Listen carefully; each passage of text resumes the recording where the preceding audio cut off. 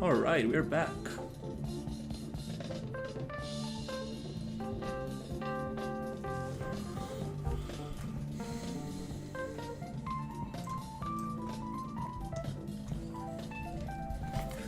Okay, today I'm just going to work a little bit on the level, make it as beautiful as possible.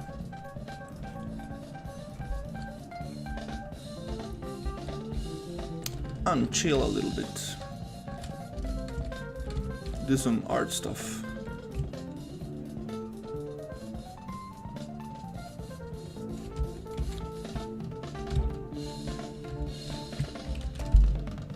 I want to start by giving some splashes to the waterfalls.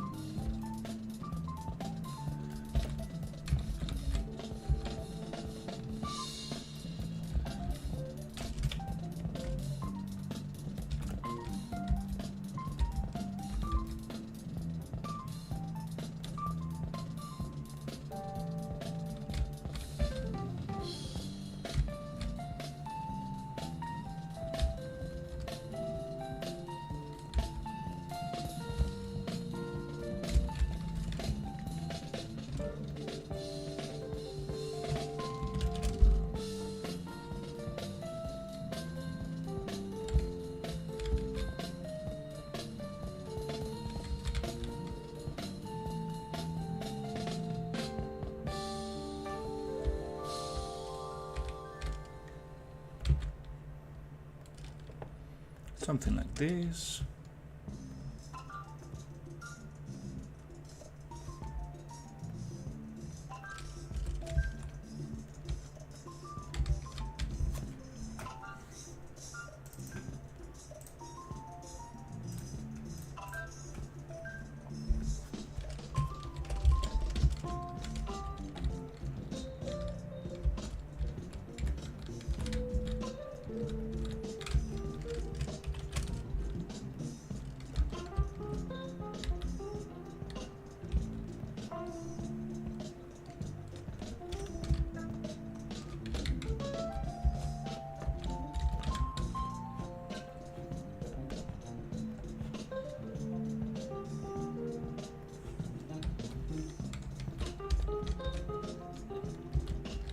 Let's add more stuff.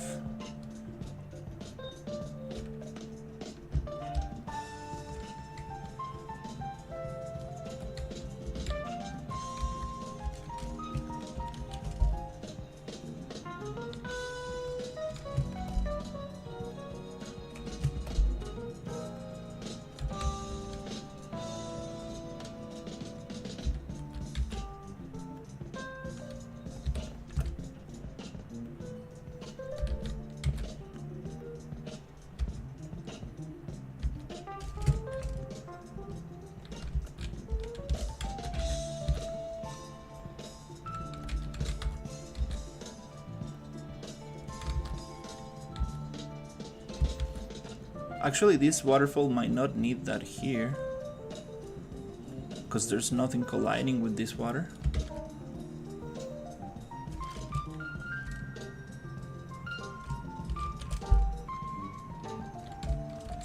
But it's also a nice indication of like there is a big waterfall coming up.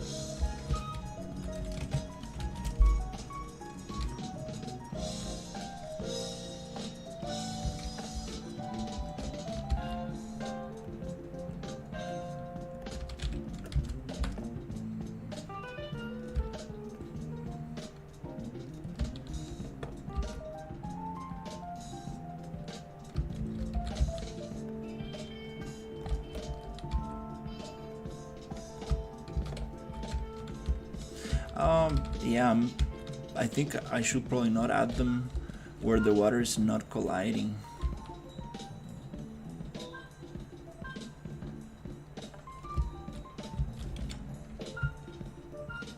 Kind of feels strange.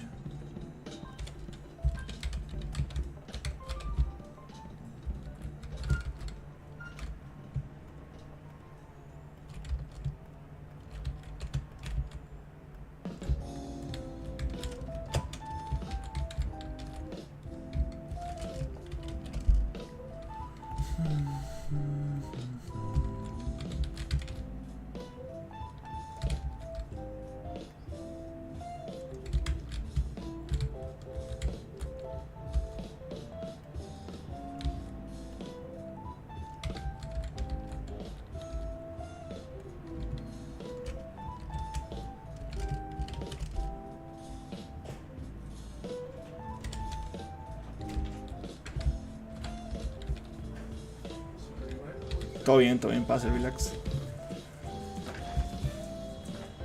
Está arreglando el vídeo. Está haciendo un stream. Sí, todo bien. Qué cool. Por ahí. Qué divertido. Aquí Te está. grabas todo y luego subes a... No, estoy streameando. Sí. Cool. Ahí a veces se conectan varios compas. Bueno, entonces este es el escenario principal. Y uno va en bote. Ahí está bien chido. Todo el escenario hiciste tú. Hey, how's it going? Sí, el escenario lo hice yo. Los assets son assets de Cinti Polygon, que es una compañía que hace ese tipo de assets. Ese cocodrilo sí lo modelé yo porque no encontré un cocodrilo. Está buenísimo. Entonces la idea es que uno vaya con dos personas y vayamos. Uno rema a un lado. Ajá, cada uno rema a un lado. Y ahí usted le puede meter velocidad al agua para meter brincos. Sí, voy a intentar tener la parte multiplayer lista para el 17 para ver si hacemos una prueba. Para que lo prueben. ¿Cuánta textura la piedra? ¿O lo está ahora corriendo en baja textura? No, son texturas planas. Ok. Para ahorrar tamaño y hacer el juego más liviano y que corran casi que en cualquier compo. Estoy haciéndolo así. Pero podría meterle texturilla. Por ahí, es como, se ve como Legos. Sí, yo vi los videos que puso en LinkedIn, creo, está bien bueno. Muchas gracias. Hey, how's it going, Adrian and Wolsaf? I'm showing my brother the game. ¿Cómo escuchas? No, ¿estás viendo leo bien? el chat, sí. Ah, pero te escuchan. Ellos me oyen por el micrófono. ¿Sí? Los veo por ahí. Pura vida.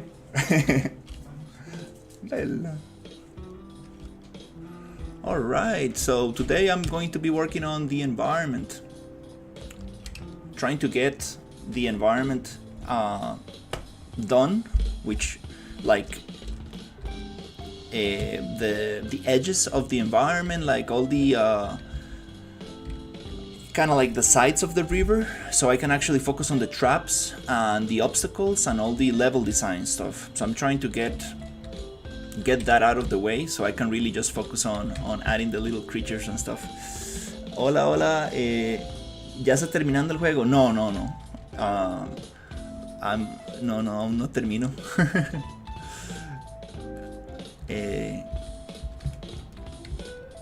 I'm far away from finishing the game.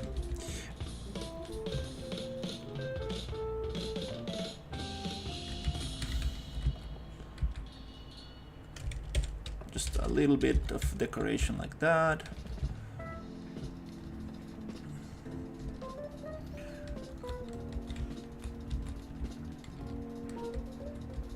Here we have another waterfall. Trying to get these waterfalls working.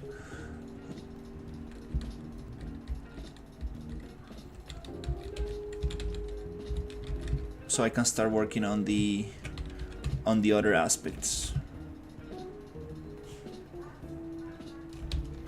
I got a new mechanic where you can pick up coolers and use them as a speed boost, so some kind of like energy drink kind of thing.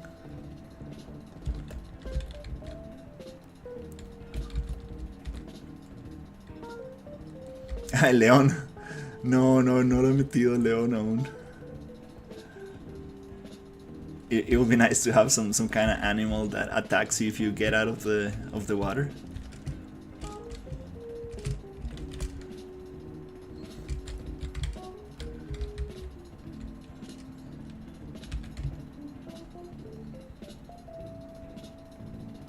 Yeah, these splashes don't really make that much sense, to be honest. There needs to be something colliding with the water for these splashes to make sense. Just gonna put them there as a placeholder, and then I will kind of like put them in a nicer position.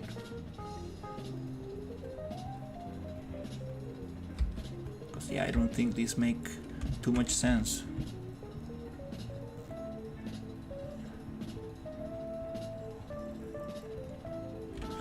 What games have I played? Let's just mention the ones that I've been playing lately. I've been playing Are We There Yet? I've been playing Repo. I've been playing Peak. A little bit of Marvel Rivals. Those are kind of like the games I've been playing lately. What else?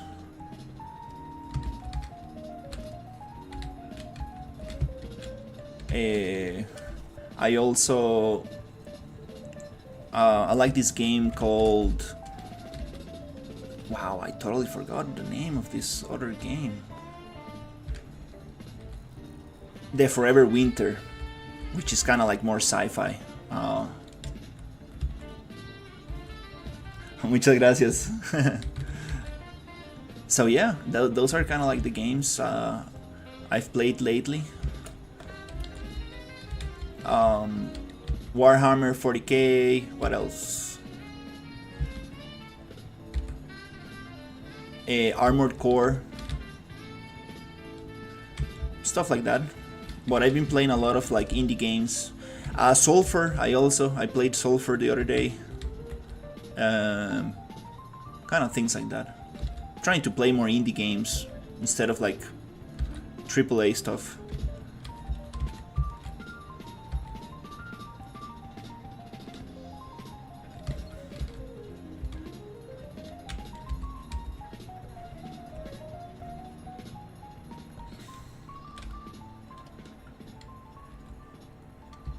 Fears of Phantom. Sounds very good. Yeah, I would like to try it.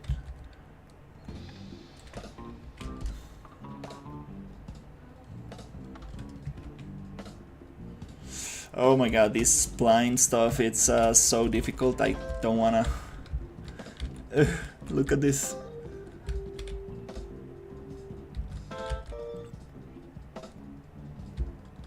Don't want to deal with that right now. I think I might just add some rocks and stuff because it's a little bit of a pain to work with the river splines.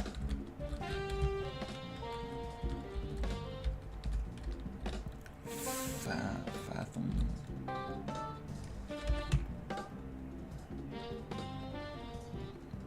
All right, I'll look it up.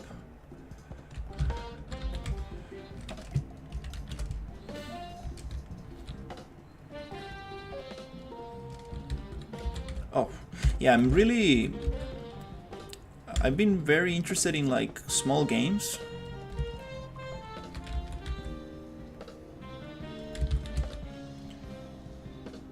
Like co-op games. Been having a lot of fun playing those with my daughter, with my girlfriend. Kind of nice.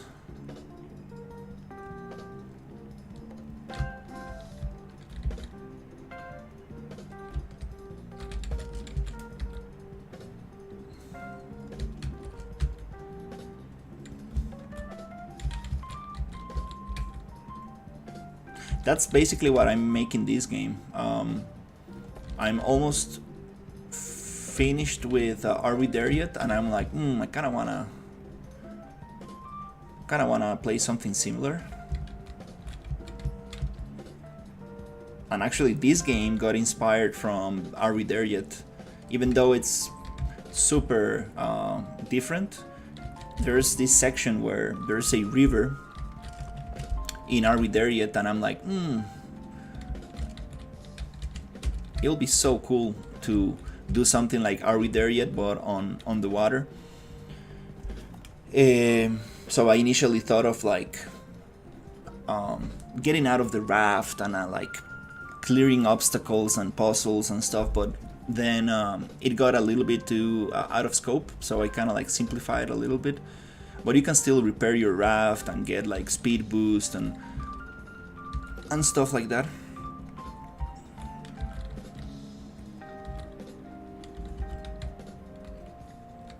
There's another thing I would like to fix.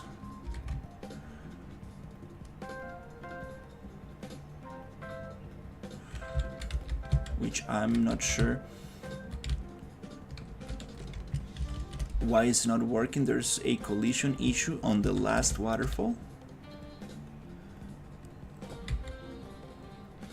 And I wanna fix that. Because basically you jump from the waterfall into the water, but you get stuck in mid-air. So there's something colliding there. Wanna check what that is.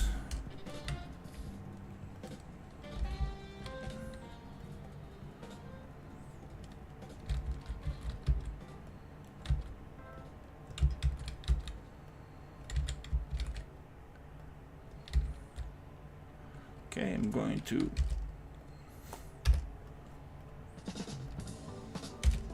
clear a little bit of this Niagara particles so we can save a little bit.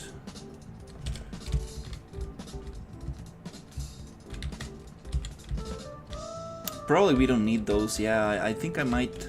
Yeah, I'm just gonna place them there. But I think I'm gonna be way more strategic with how I'm gonna place this, because it doesn't feel right to have these water splashes without anything colliding with the actual thing.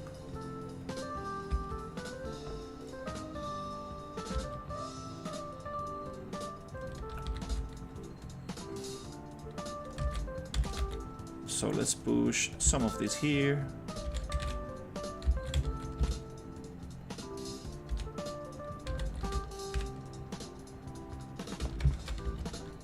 Okay, here's where the problem is.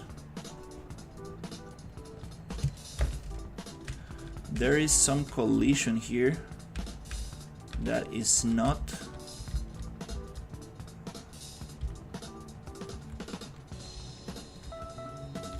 allowing me to go down. And I'm not sure what it is exactly.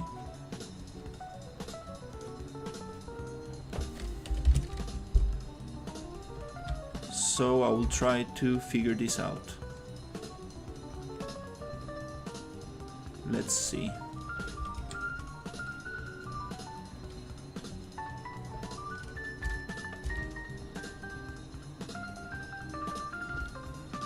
Yep, the collisions just feel off and then you get stuck in there.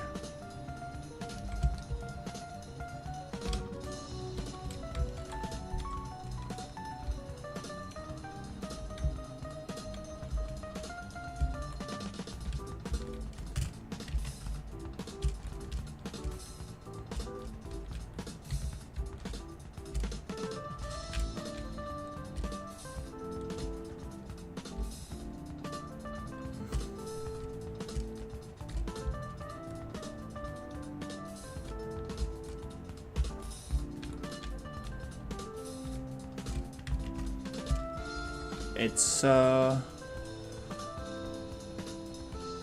to know what it is. Let's get rid of the foliage. And the problem is that I don't see any collision here.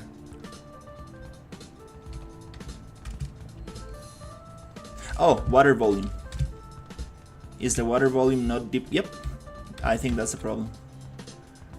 Water volume, no, it is deep enough. Huh.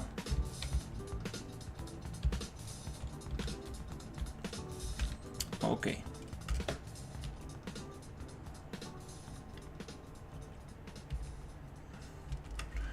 Let's see, is this too deep? No, I don't think so. Alright, so let's make another test. What if we push this here? Is it gonna work?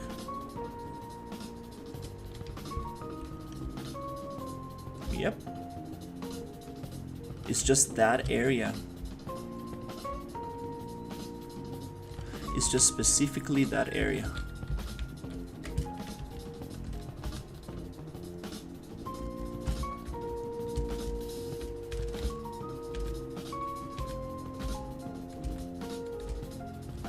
Huh.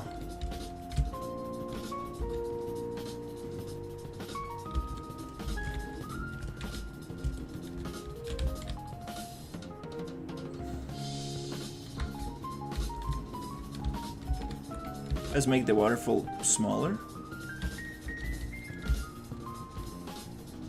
I'm just gonna test.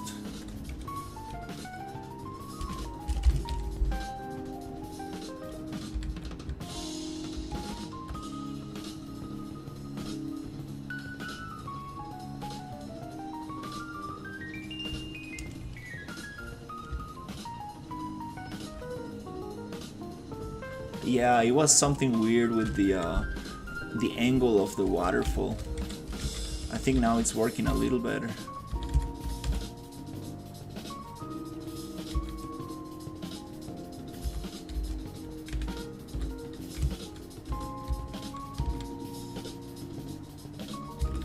Maybe I made it too big, I guess.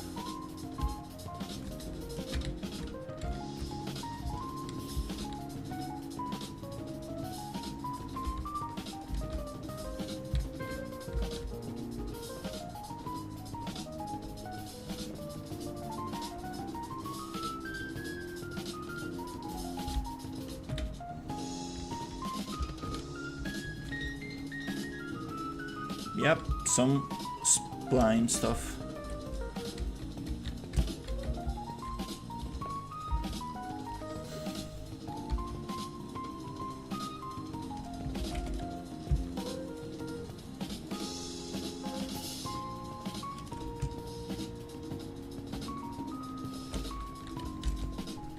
All right, well.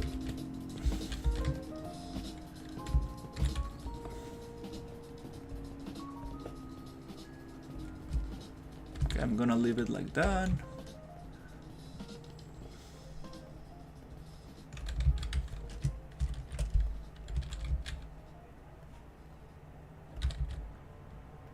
For some reason, maybe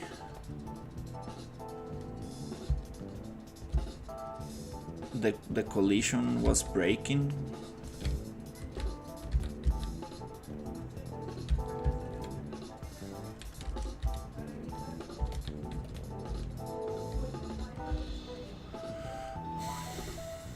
Alright, so let's go with rocks.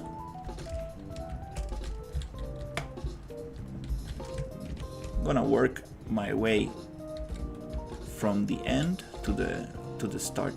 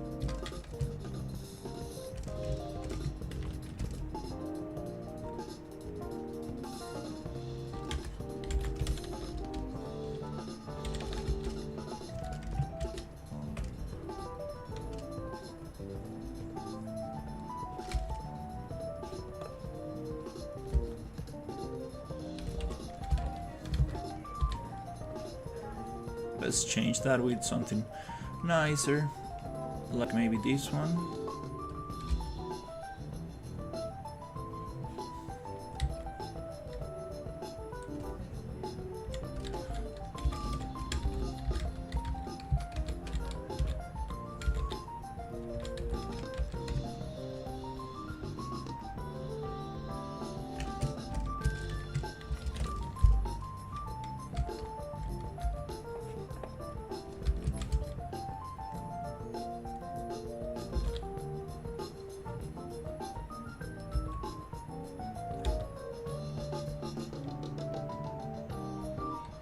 Something like that. Then we will start changing the rocks a little bit.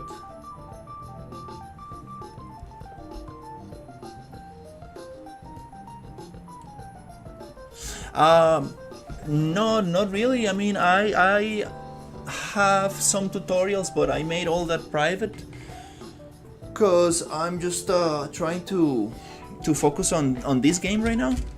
So I'm trying to make it very specific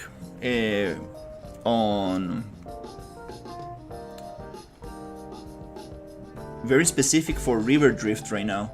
And being honest, I don't really enjoy doing tutorials. It's a lot of work, a lot of editing, and it doesn't pay off. It really doesn't pay off. And there's a lot of good information out there, so I don't think I'm the right guy to do that.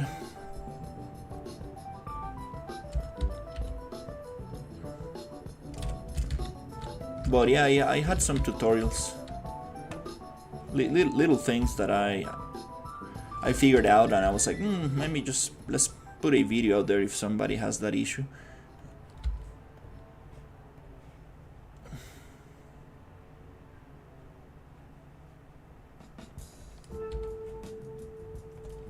But yeah, the editing part, oof, I don't like editing.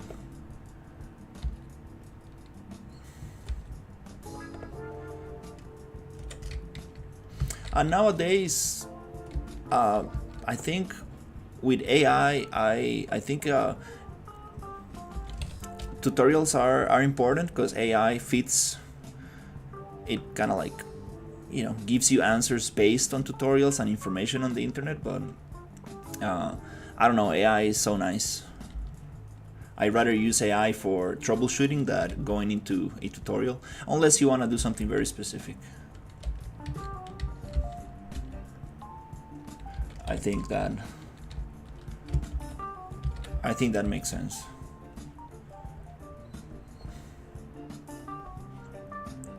But yeah, I'm definitely not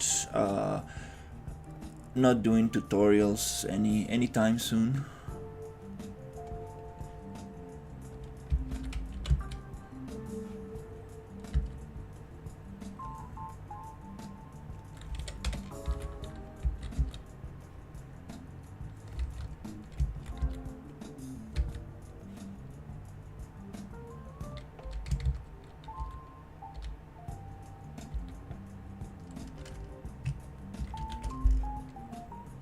Channels that have tutorials, yeah, UNF Games, Gorka Games. I mean, if you just write Unreal Engine tutorials, you will get a bunch of stuff.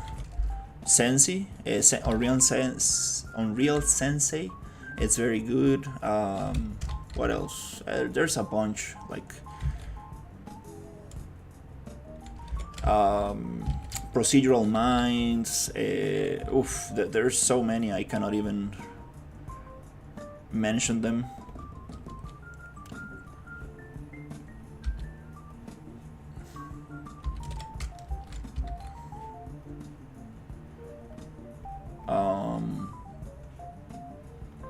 And there are a bunch of other ones that I don't really remember the name, but they're very, very good ones, like Certified Unreal Engine, how they call them, instructors. Hey Nico, how's it going? My Twitch is on Real Habitat. It's the same as my YouTube.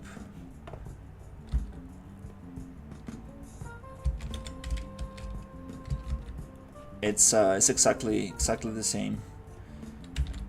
I haven't opened my Twitch account in a while. I'm supposed to be multi-streaming right now into Twitch as well.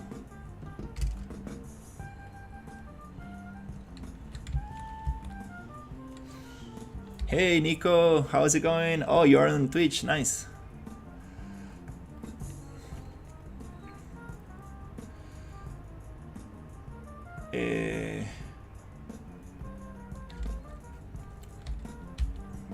So yeah, I figured out where. Hey, how's it going, Walls?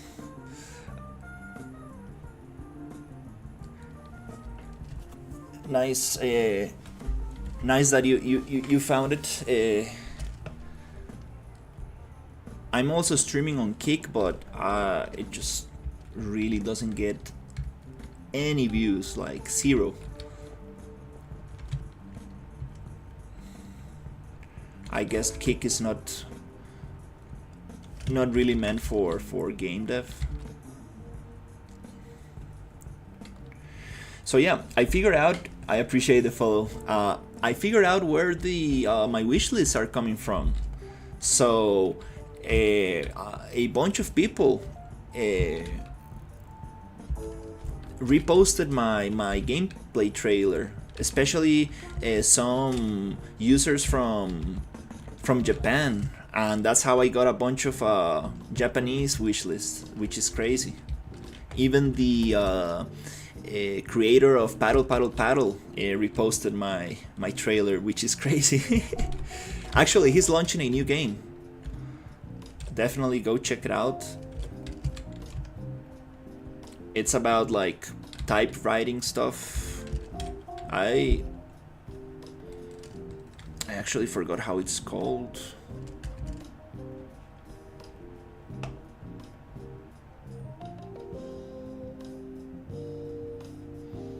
We are at 933. Almost getting to 1,000. It's great. This is crazy. Where's my wish list? So the game he's releasing is named. There you go. Cool story, bro. So definitely go give him a wish list. Looks absolutely crazy, and I love that he's keeping the same art style, which is super cool. Like he's actually like he has his own style now. So nice. That's very cool.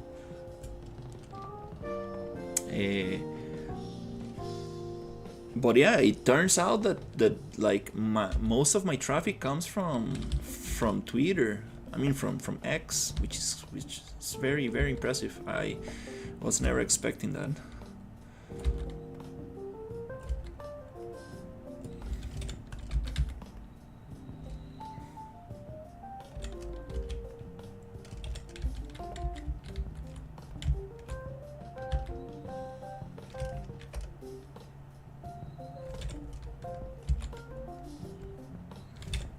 Yeah, today I'm a little bit tired. I stayed a little bit too late yesterday, and I woke up a little bit too early because my brother came from Germany, so I went to pick him up at the airport, and I couldn't sleep much, and also I was very excited about the whole Twitter stuff, I mean X stuff. I was like, wow, because I thought these viewers were actually, I mean, these wish lists were bots or something. I was like, who is wish listing my game? But it actually turns out that a bunch of people reposted my trailer, and I was like, whoa, that's crazy. Oh, damn it. Oh, what happened there?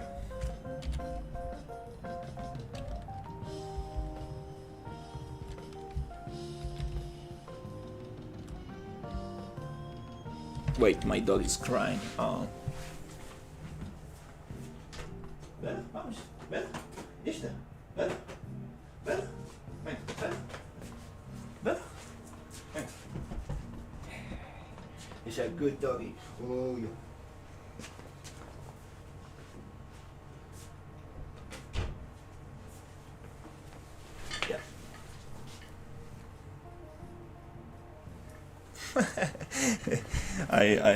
It's a nice dog. It's super expressive. It has like a black outline around the eyes. So it's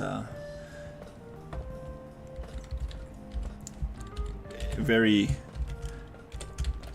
very expressive. Like sometimes it feels like it's kind of like talking to you.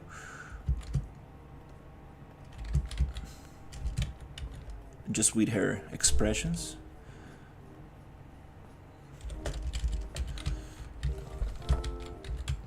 Now this feels a lot more interesting.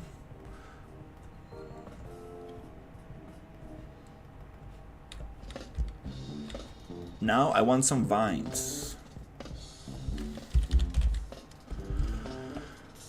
Dun, dun, dun, dun, dun, dun, dun.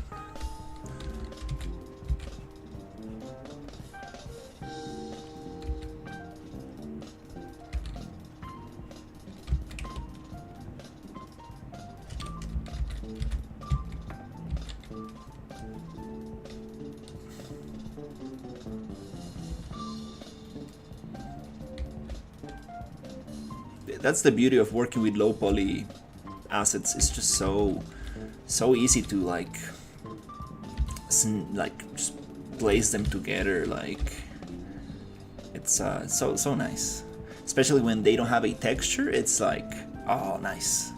You can stretch them, you can make them whatever you want. It's so nice. The low poly style is just I've been appreciating it a lot. Also, it makes the game lighter, easy to run, optimize. Everything's just it's a win-win, and it looks nice. Also, it looks like some kind of Legos or something.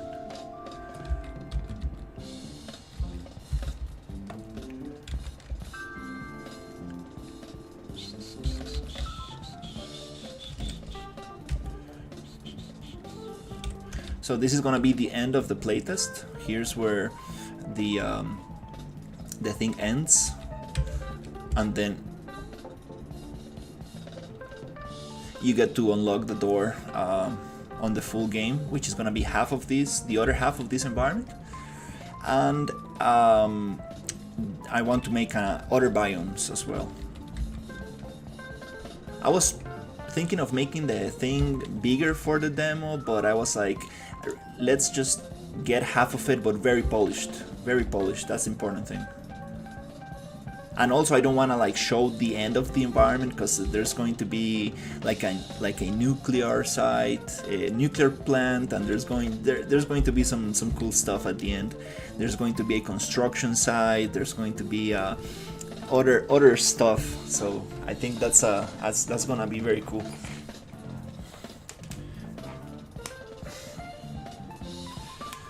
And I want to make other biomes, like you know, your redwood forest, like North American kind of like river kind of thing, and then another like kind of like canyon, more like deserty environment.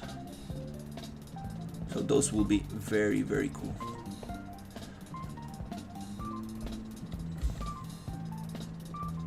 Oh. Not quite sure about these ones. Nope.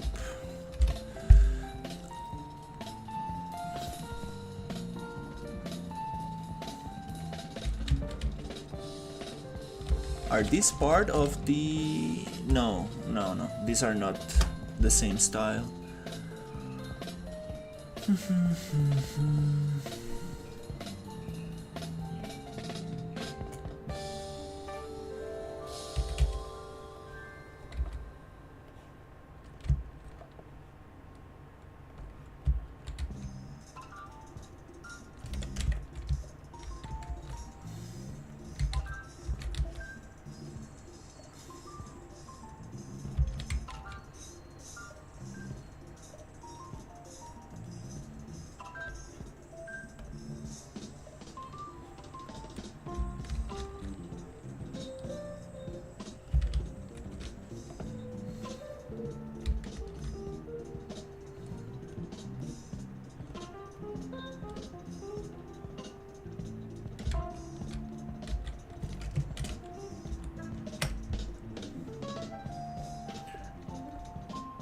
this doesn't match that well, but what we're gonna do is make a copy, find quads,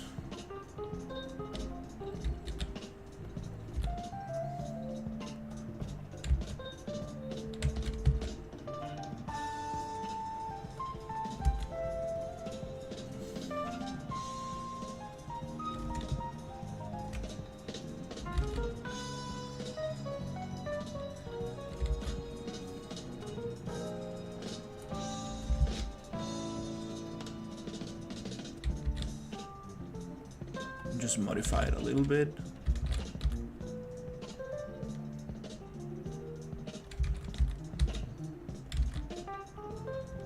If I, oof, it's kind of hard to see.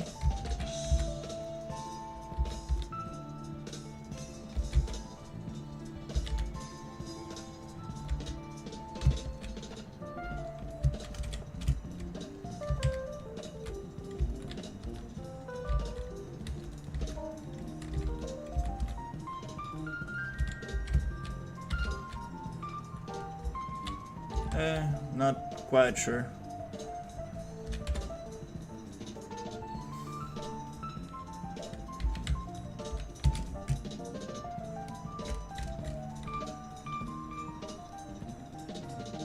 If this is gonna work.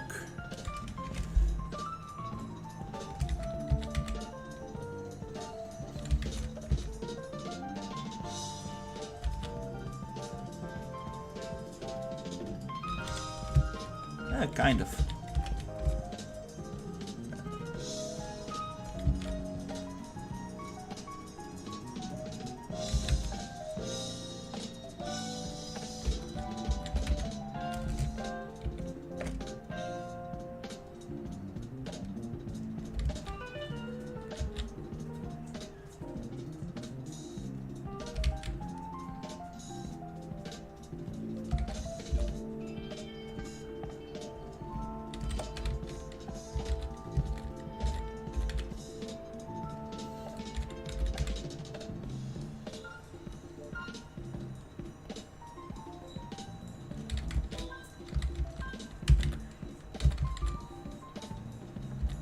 Let's just push it like somewhere there.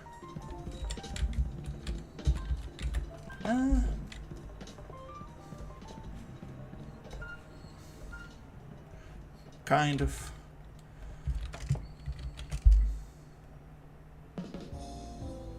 Transform X.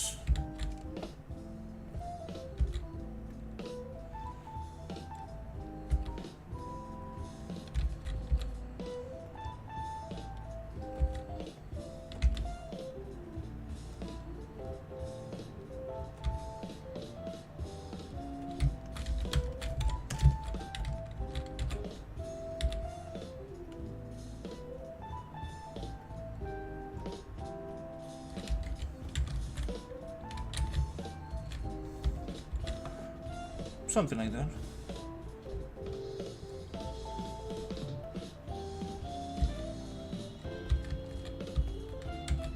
Oh, these are other color. Okay.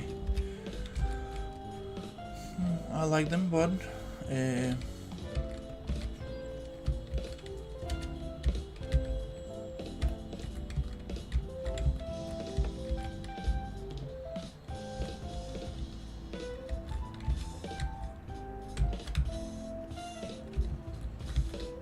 maybe we can have something like this.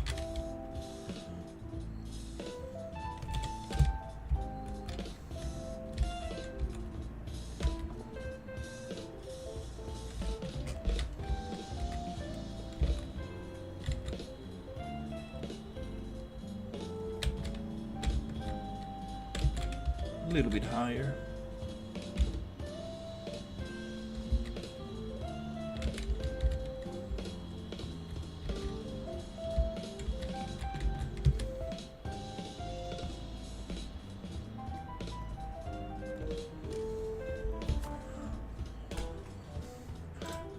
Wow, oh shit, I deleted your message, I'm sorry.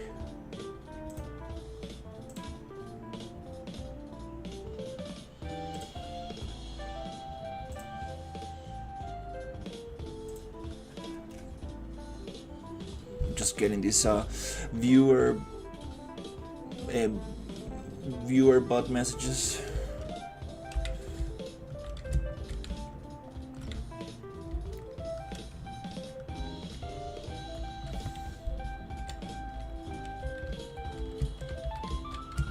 And this one kind of feels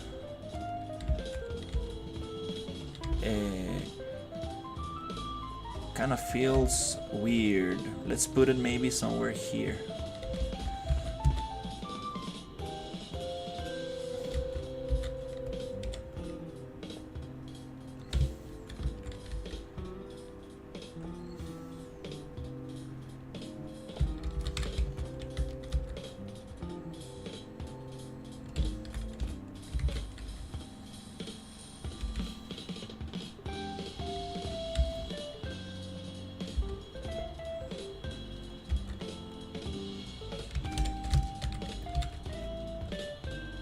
Kind of strange.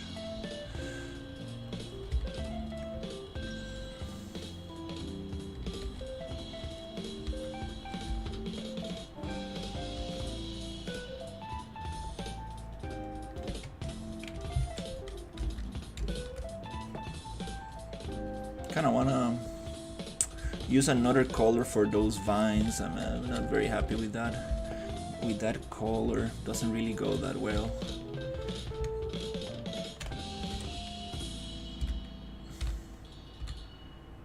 I think this one goes a little better.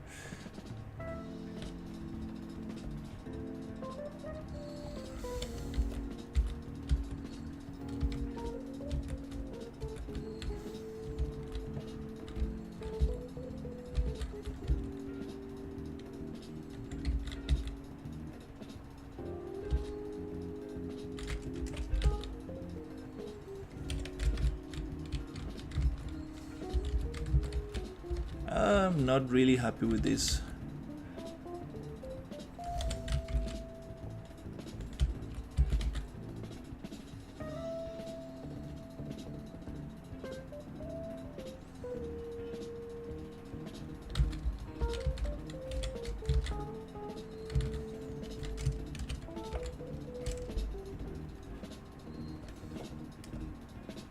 Let's just push it quickly.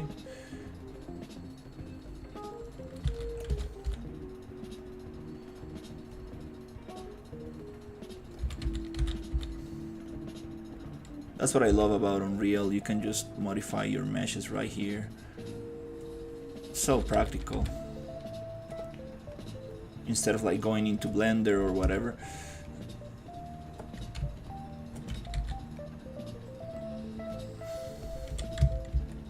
Just make sure you make a copy of the original, because if not, you will modify all instances.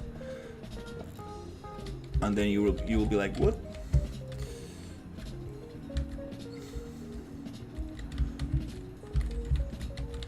Alright, that's kind of cool.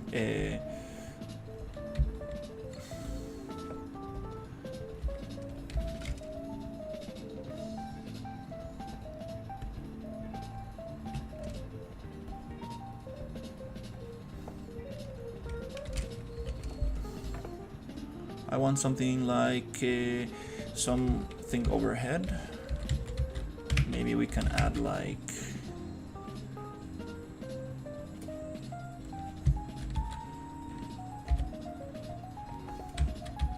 some kind of cool tree like here.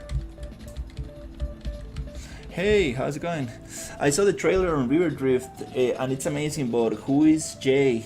Is it bot or player you have tested the game with? Oh, it's my girlfriend. That's funny. She's Jessica. She's my girlfriend. She's the one who came up with this my Steam art. She made this for me. She's a 2D illustrator.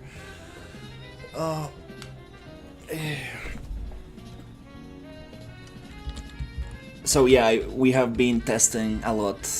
She's I think she's a little bit tired of testing the game with me.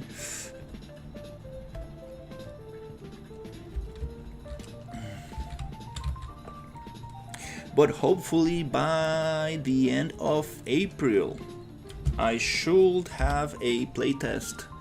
So I'm really trying to gather feedback, and I'm trying to,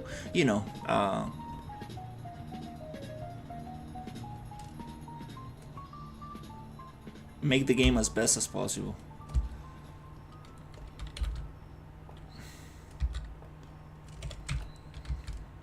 That's too much.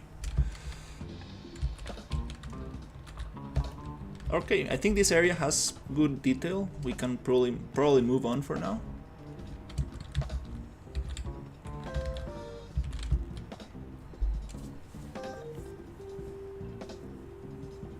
The tree, it looks glitchy.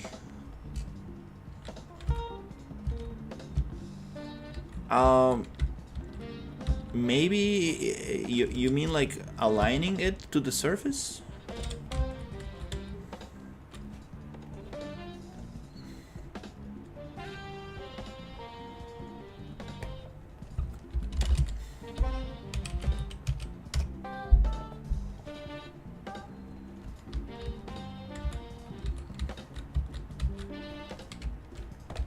Also, I need to focus on what the player is going to look at. That's very important. Like, what is the actual player going to see?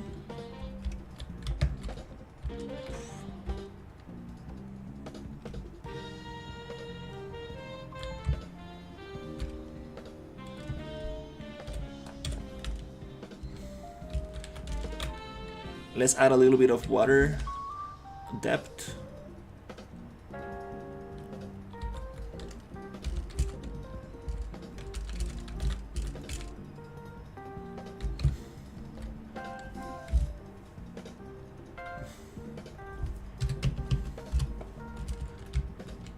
Nice. So now we can actually go down. Yeah, the waterfalls are probably the most difficult thing in this when it comes to making these kind of levels. I've been like struggling with the waterfalls. It's just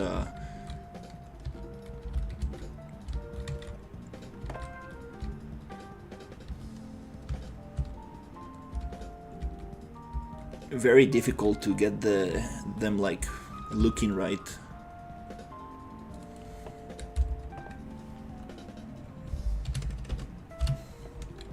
Let's make the water super deep.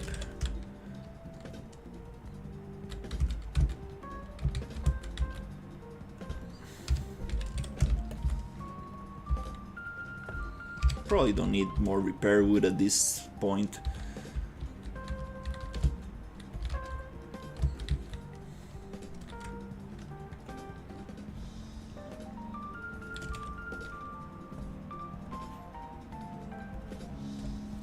Wanna have the level as nice as possible, so I can actually just focus on the logic, level design, and get it nice. That feels way nicer now. I love going underwater. Poof! I'm gonna make something cool with that, and I don't want the game to end like this. I need some kind of like a volume, and then we cut into a like some kind of screen that says thank you for playing, something like that. I don't want the player to get stuck in there. Getting stuck with objects, that's a big issue. That's the biggest issue I have. I think it's gonna be a big problem. Definitely need to make some kind of system that like Mario Kart, when you get out of the river and you get stuck, not credits. I'm trying to release a playtest. So for example, I need let's say a congratulations screen, like thank you for playing, wishlist the game, please give me feedback, something like that, because I'm trying to release a playtest. A playtest is basically a unfinished demo, let's say, that you release for people to just playtest, to see how players react, to see if they like the game, what can be improved, and the idea is to gather as much information as possible, gather as much feedback, and see if it's actually working. And based on that feedback, I can improve the game. And I need to do this process a couple of times. I need to do multiple playtests until we reach a point where the game is actually very good and I can release a demo and then participate in Steam Next Fest, or actually just release a demo for people to play. Because the demo, I need the demo to be very polished. I need to give players an idea of what the end game is going to look like, the actual final product is going to look like. So absolutely need to be careful with that, and I need to take my time to really polish it and make it as good as possible.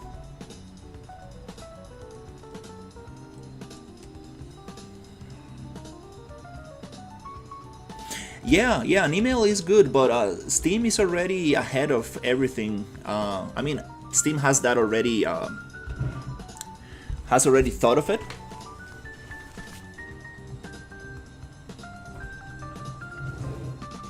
So I'm like, who is touching my Legos?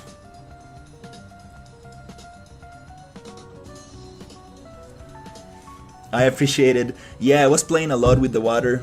This is the Unreal Engine water plugin, and I was messing with the material a lot to get this sense of like a river current. And then I added this edge foam to it to make it a little bit more stylized. But I kind of like the mix between having like a very stylized game with like kind of like realistic clouds and realistic water. I think those are fine, because I do want to make the player feel that it's somewhat in nature. Hey, how's it going? Builder's Box. But yeah, creating an email is a good strategy. Absolutely, it's always nice to create an email and just mail people whenever you have something. That's a good way to communicate. It's definitely a good idea. I've seen, I heard people recommending that.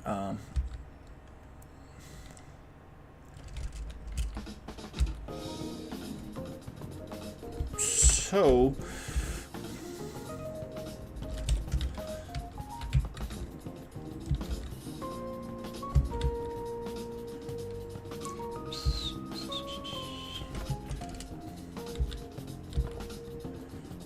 yeah, I'm really trying to make the game look as good as possible, but that's just half of it. It needs to be as fun as possible, and it needs to play as good as possible. That's the most important part. It needs to really trying to like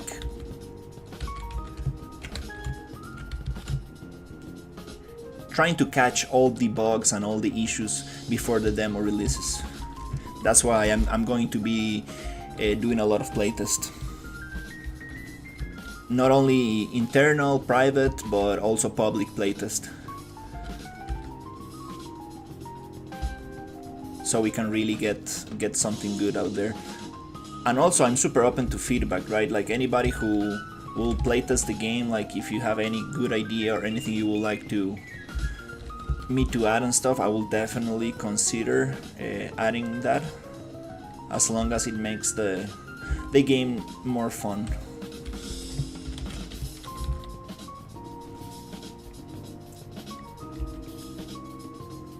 And another thing that I'm very excited about is the racing mode. I think it's gonna be super fun. Trying to come up with something like Mario Kart kind of thing, but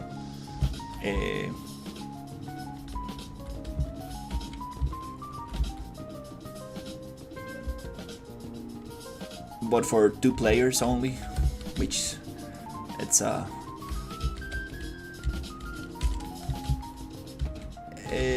little bit what's the word? It's a little bit more realistic.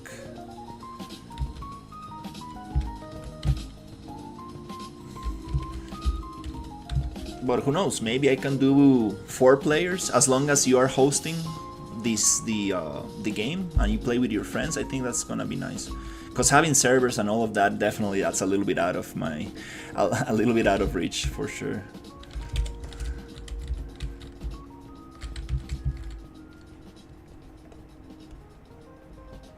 But a racing mode will be very fun.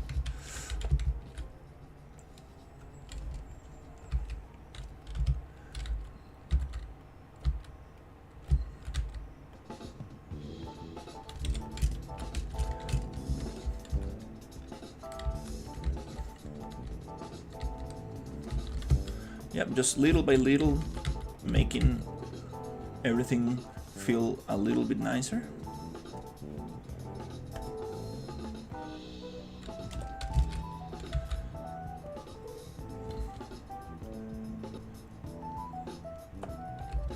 This reminds me a lot of this jungle in World of Warcraft. Oh,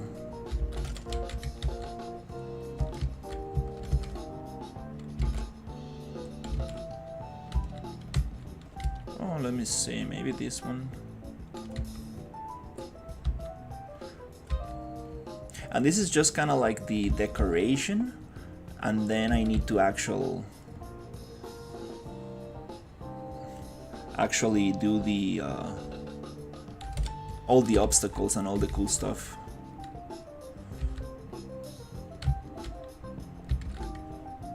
Kind of want to just get this very nicely done to have like my playground ready, and then I can actually set all the traps and all the stuff.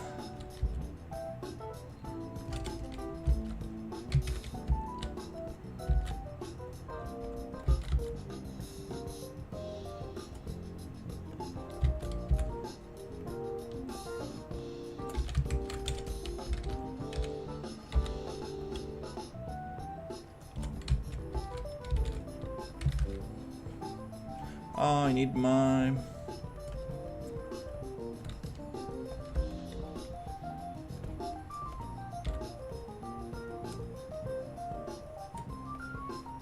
And also I need to optimize the game. Kind of like destroy all the actors that are behind you.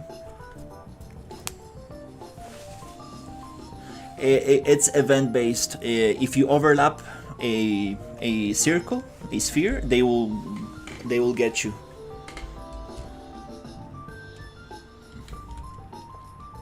If you get too close to them, you will get attacked. They can also move from one side to the other one.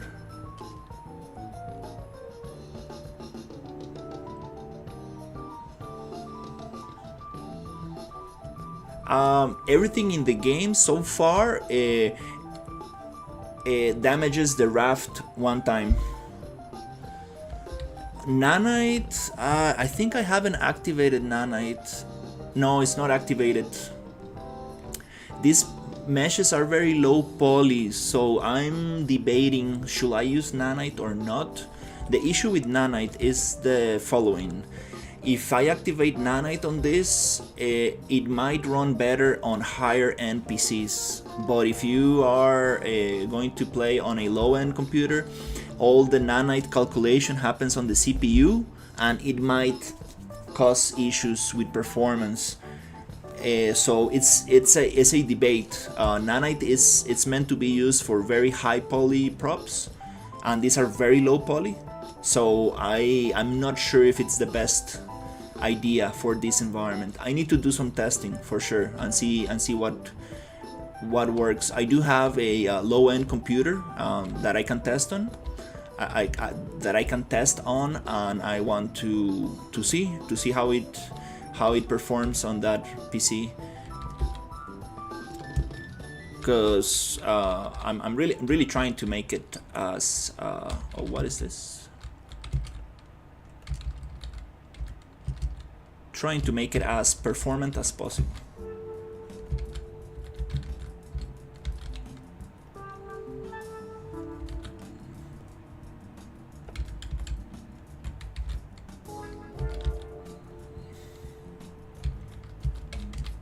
Yeah, this is me just placing stuff around, but all of this is going to get modified.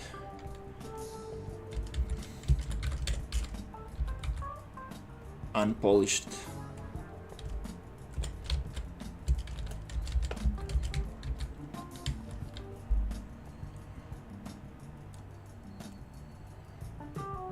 Yes, that's what I'm talking about, yeah. Don't use it and you might need to remove any residual settings. Yeah, just buy a better PC. Listen, Kane, like not everybody has a developer job in a first world country, okay?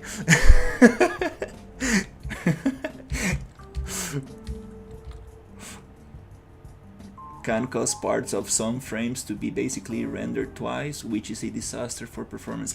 I heard something like that, yeah. Yeah, for low poly props, it's not the best idea. Which makes sense. Nanite is designed for like mega scans and like, you know, like super high poly stuff. It doesn't really need it, this game, and it's a linear game as well, so like after you fall from this waterfall, everything that is on top of the waterfall is gonna be destroyed. Everything that it's behind the player, it's gonna be basically what's the word, cold, so it doesn't, hopefully it doesn't remain in memory. I think that's probably what I'm going to do. And I'm also gonna have spawners, so I mean all these creatures, they're not going to be just there all the time, they're gonna spawn whenever you get close. For example, the river gets divided into two sections, and for example, if you don't take one, if you don't take the other path, for example, if you go into the cave, this other path gets destroyed automatically. There's no need for it to be there anymore, because you're going to go through the cave and you're gonna end in this area here, and the current does not allow you to go there anymore, so all of that will get destroyed immediately.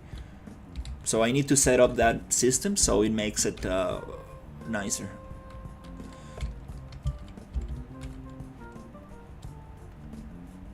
So yeah, that's the thing.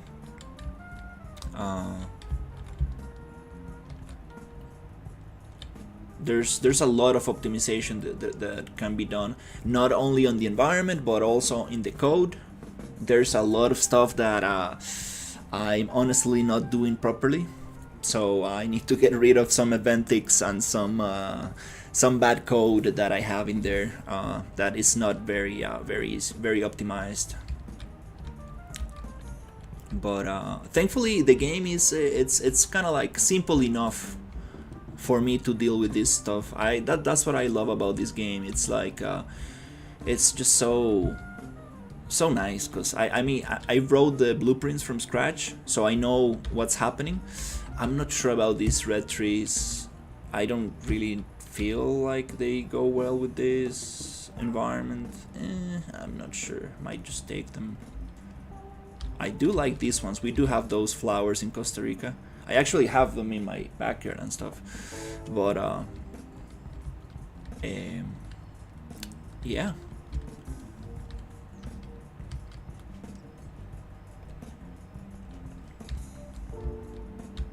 Okay, let's see.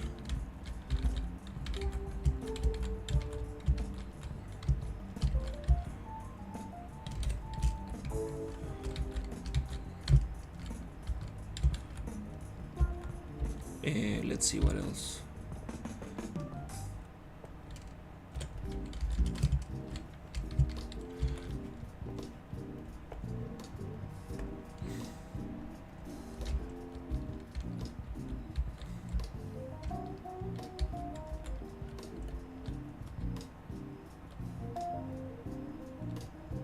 That's so cool. I like this area a lot.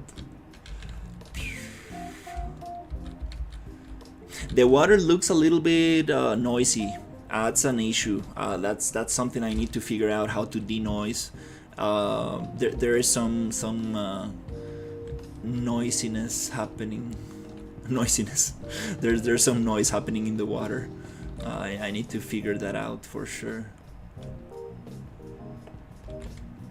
But it's fine. It doesn't need to be perfect. I mean, like, you can also be just rich in like Costa Rica and buy a good PC, right?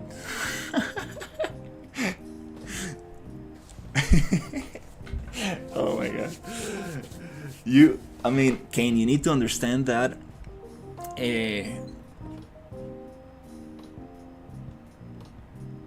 most people don't have a super beefy computer, and you need to try to make your game as optimized as possible. And if you have a good computer, good for you. It's gonna just run super smooth.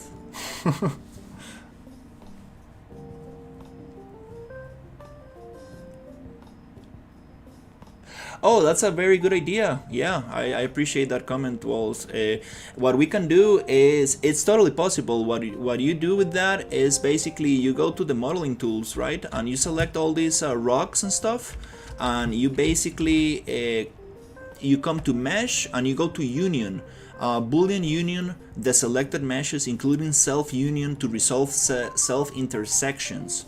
And this is gonna clean all the interior faces that are intersecting, and then you can go remove hidden triangles from selected meshes, so you clear all the interior stuff.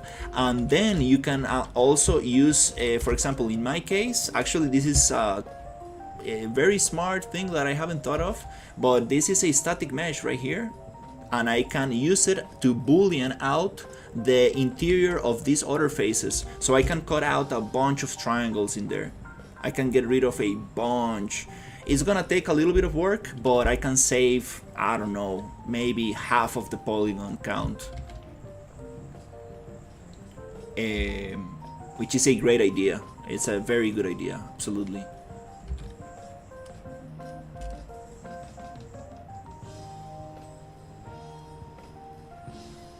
No, I mean, I know people are getting better computers and stuff, but it's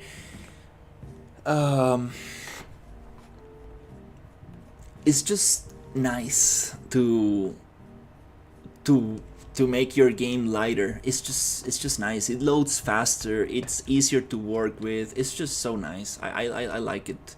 I mean, that's why I've been enjoying this project a lot. It's just so nice to work with. Like, for example, Cywars, it took 20 minutes to start the project. It was just too crazy.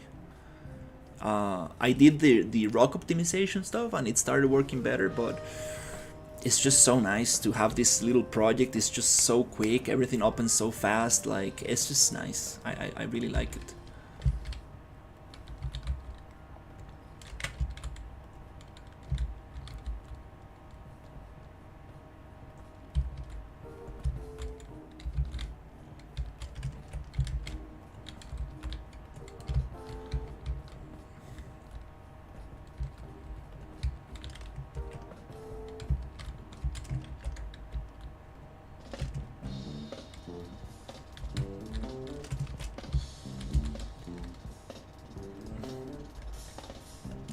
This is my favorite thing in Unreal, just painting trees all day long.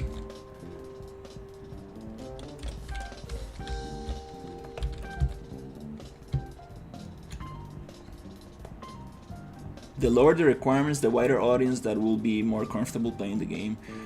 Yeah, that's true.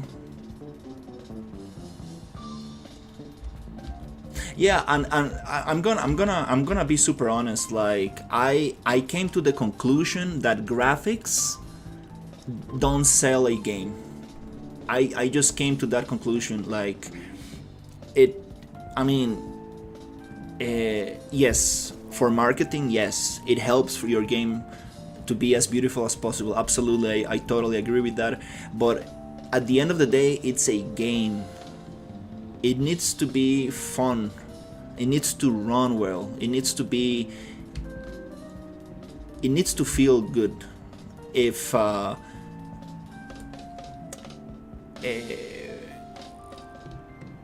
that's the main thing. That's it. And if you can make it look good, that's A plus, absolutely. Release it on macOS, for example. Wouldn't it be nice? But you still will do not. No, I can't deal with macOS. I got 6 wishlists from a Mac, and I'm like, no. Hola, hola. ¿Te acuerdas de mí? No me acuerdo. Pero bienvenido.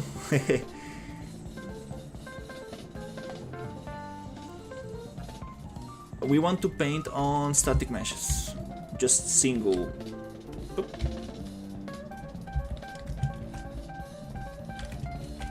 And a little bit on landscape.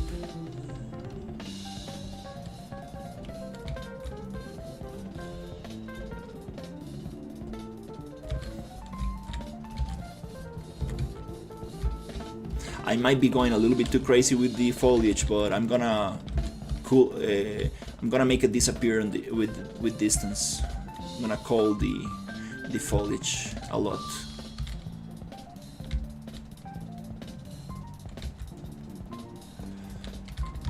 You know what doesn't feel right? These trees right here. I'm not.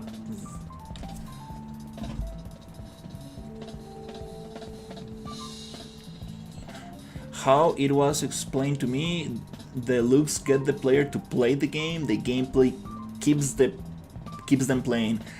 Yeah, that's it. You said it right there. Yeah. I mean, everybody's different and stuff. I played Arc Raiders, and it looks absolutely beautiful. It's insane how good it runs and how beautiful it looks, but I just didn't enjoy the game. It's not my type of game. Like I don't really want to get obliterated by a 10-year-old on open voice chat, you know. It's not my thing, but the game looks so nice. It's insane how good it looks, and some people love it. I mean, a lot of people love the gameplay, and there's this very cool social moments and stuff. But I don't know. Something that I don't like in games is the idea of losing time, like the feeling of, oh, I just lost an hour of my day. I don't like that feeling. That's what I like. Short, little games that I can close whenever I want. It's just fun, it's just nice, and I can just do something else. That's why I've been playing a lot of Peak, Repo, Are We There Yet? Are We There Yet can actually take a bunch of time, but it's super fun. I really like it.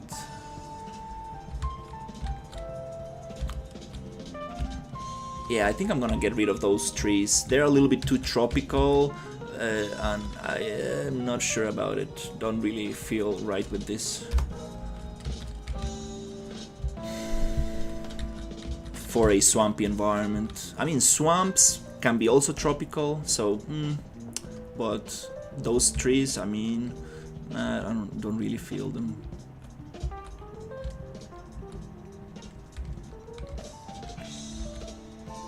But you confuse graphics with looks. It has to be looking good in his own way and style. Not super high poly and not realistic doesn't mean it does not have good graphics. It needs to be appealing. That's the word I think that I'm looking for. It needs to be appealing.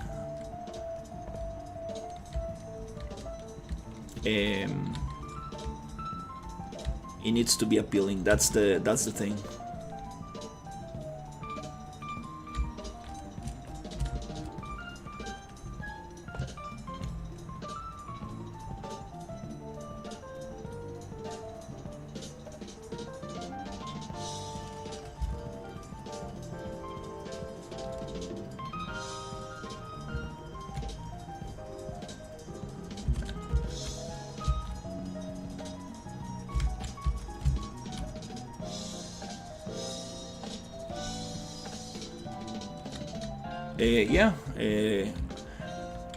ask me whatever you want.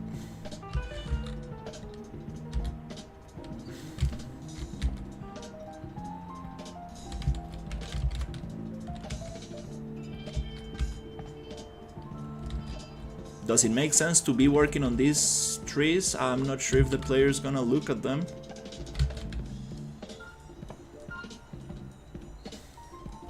So it's always important to work from the player perspective. I love that, like, trees overhead. I think that's so super awesome.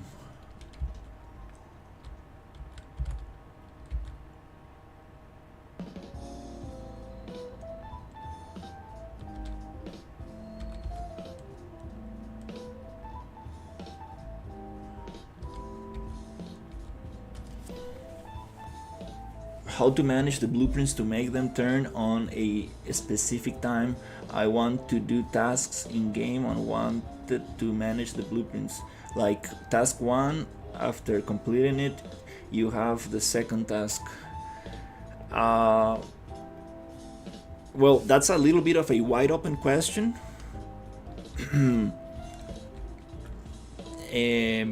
My suggestion will be to describe your system, the system you want to create, to ChatGPT and see what solutions it gives you. For example, my game is purely based on overlap volumes. When the boat overlaps something happens. It's kind of like as simple as that for my game. But there are many different ways you can achieve that. And yeah, I will definitely ask ChatGPT and be super specific. Like, I want to create this system that does this thing, and I want to activate this blueprint in this way, and it will give you like a good description of what solutions are possible. Because it's a little bit hard for me to give you a solution for that without knowing the specifics.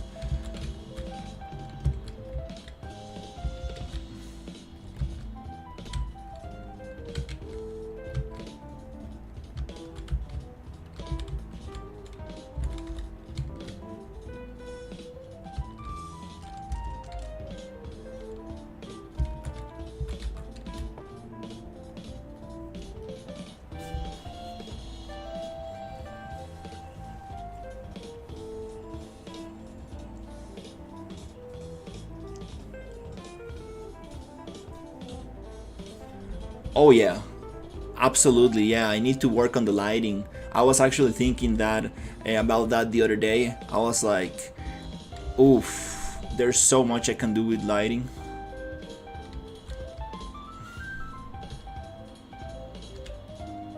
Yeah, I really...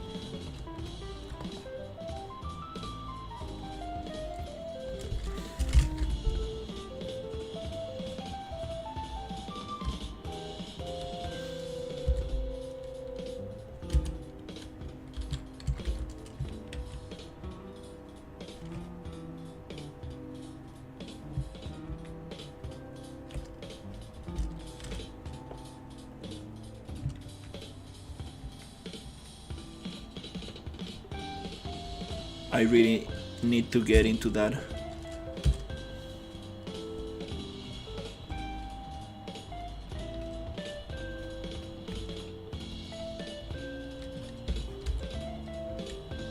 Okay, well, I think we gave the environment a little bit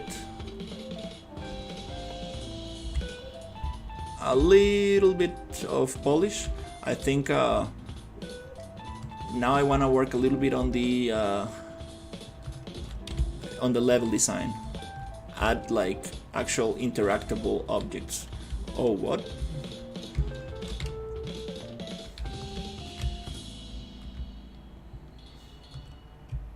This crocodile is very hard to see. It's very, very hidden. Oh, I forgot about that. Oops. This thing. this thing, all the ramps on my game cannot cause damage to the player. All of that needs to be on a folder that is going to be ramps, and this cannot have a tag that damages the player.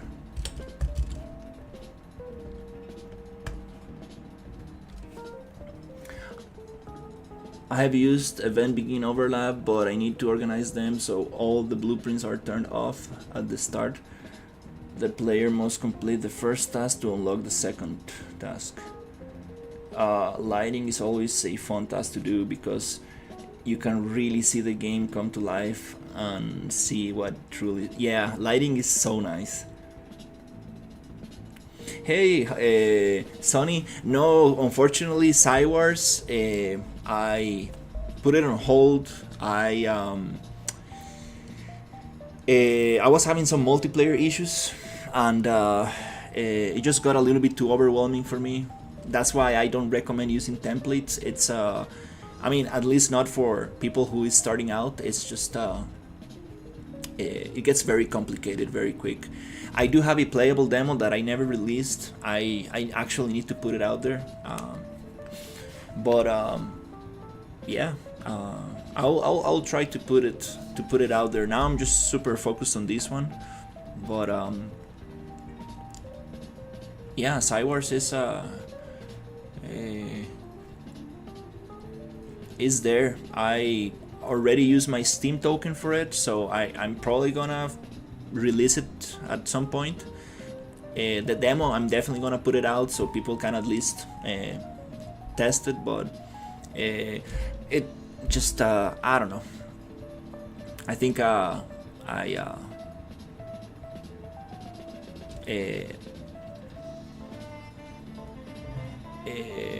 do you say it? I think I went over scope a little bit too much with it.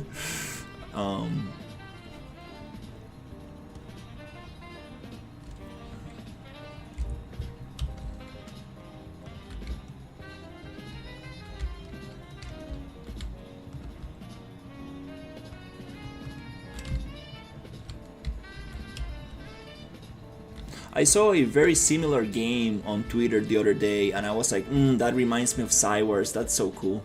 Like very foggy and like sci-fi and robots with like red beams and stuff. Like super cool stuff.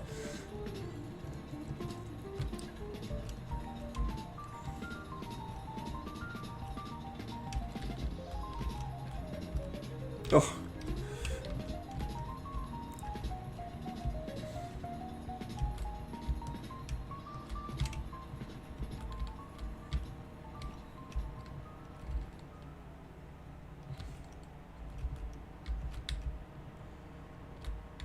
Yeah, this will be fun as a racing game, absolutely.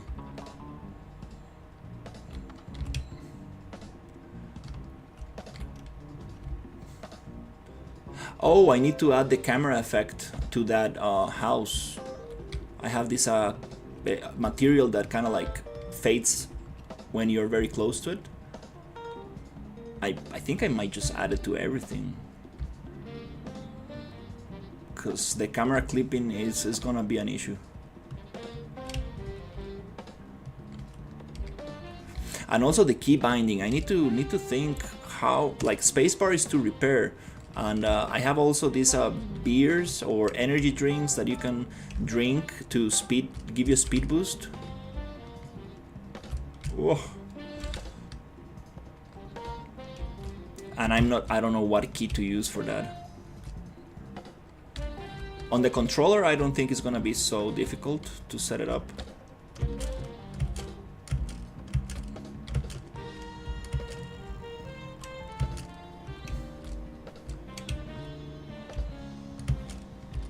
The other question is the balancing, like how much repair wood should I add, how many obstacles. That's the level design side of things. That's what I really need to be focusing on.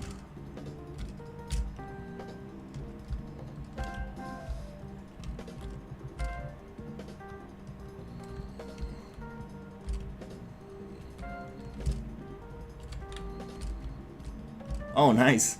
Yeah, man, I just know. I mean, like every time I open the project and I see the long list of errors, and it's just, dude, man, like it's just I don't. It's just not enjoyable for me to work on the project.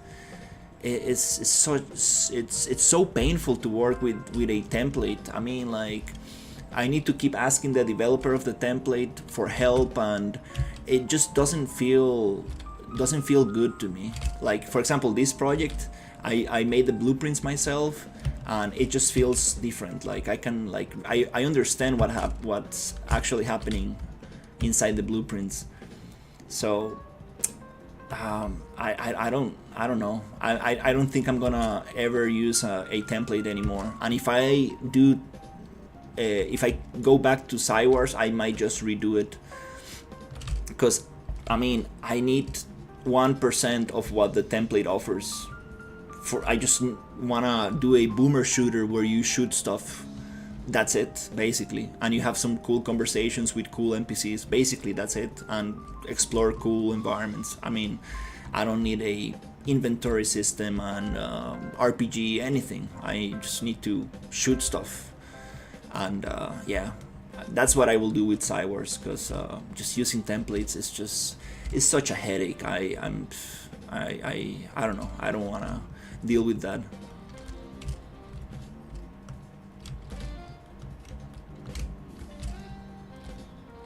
Oh, okay, that was weird.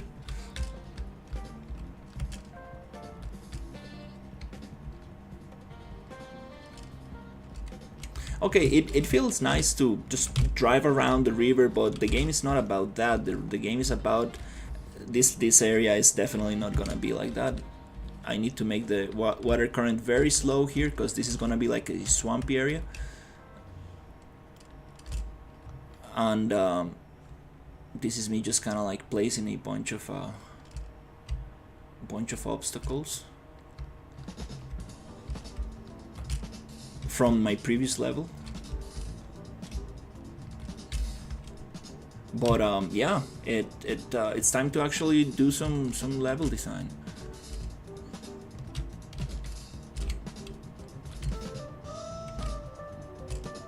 It's like you can go out the water and just skip everything. That's funny. I will say all the assets, and instead of releasing a demo for a game that will never be released in this shape and form, I will just cut the scope and do another smaller game with all the assets. Exactly, that's what yeah, exactly what you said. Just I have a lot of environments. I built like I built so much for that game. Like I have so many levels, I have so many models, I have like everything. Like I have like this little desert planet that I mean I can do so much with. So I will basically just make it a boomer shooter. Like very simple logic, just even like projectile based shooting, and just super simple, and I think that's gonna work very good. Bella. Oh. So that's what I will probably do with that project, but I'm not sure. Definitely need a good break from it. So now, yeah, I'm just focusing on this one, and this is actually, I'm very excited about this project. Like I'm actually getting some traction. Like people are actually reacting very good to it. The question is, will I be actually able to deliver like a good game? That's the thing. All right, well that was cool. Nice little ride through the river. Let's see.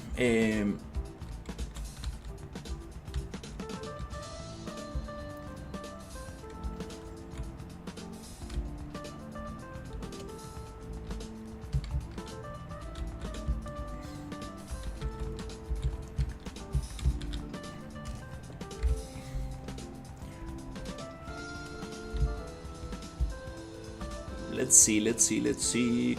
I want to start somewhere. let's start here, I think.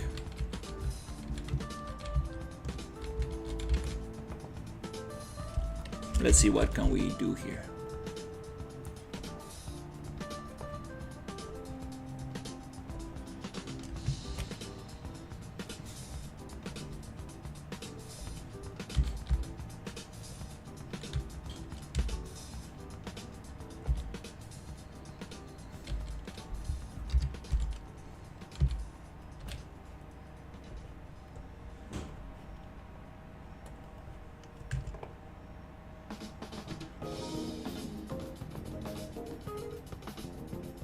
This style is so funny. That's so cool.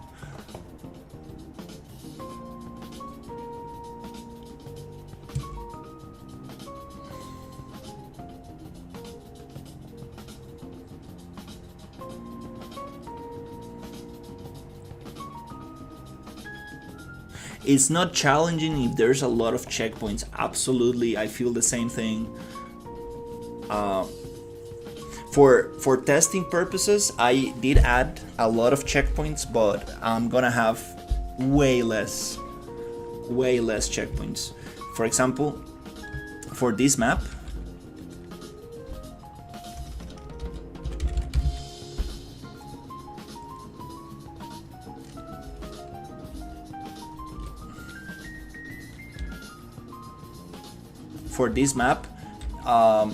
maybe we can have 3 checkpoints.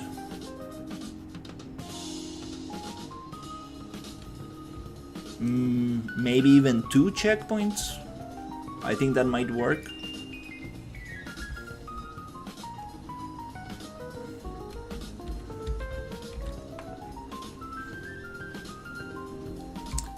You know, the area I really want to work on is here. Kind of want to make it slow here.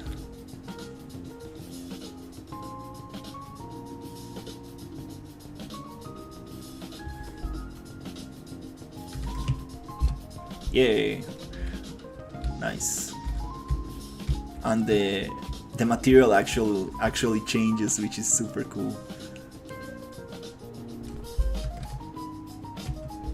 Yeah, this area is gonna be super slow, and it's gonna be filled with obstacles.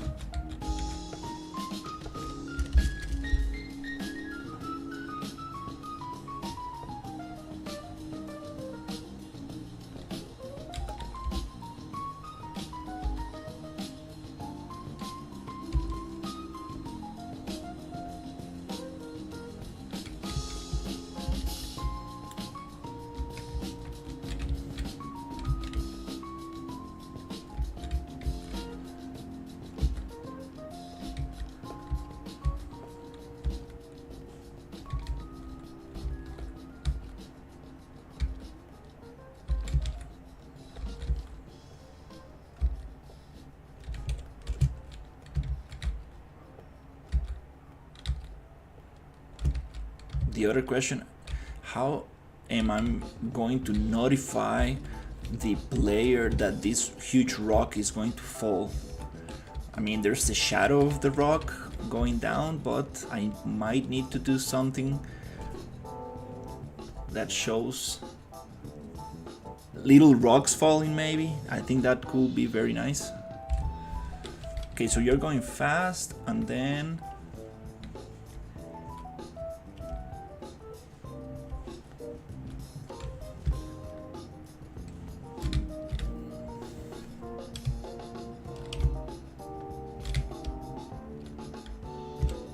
the issue with very slow current is that you can actually go backwards, and that makes it very easy to deal with. So we need stronger current.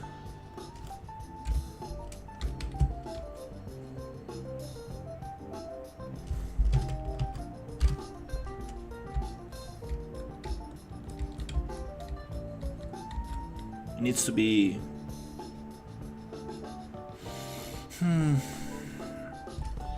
half the speed.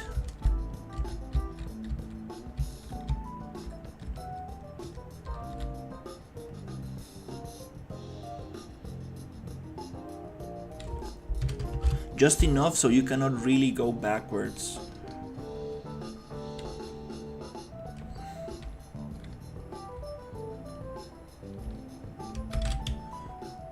Let's see.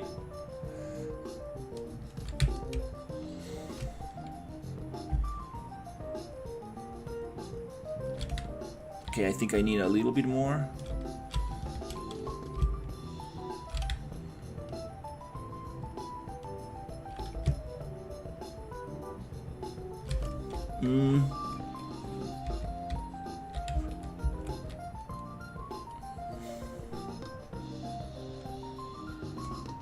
Okay, I guess 1000 is the magic number because it was not.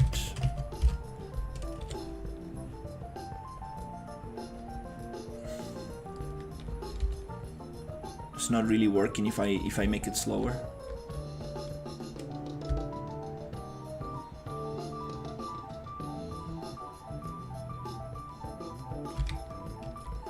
Can I still go back?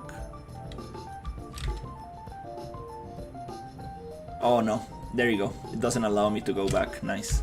I can stop for a little bit.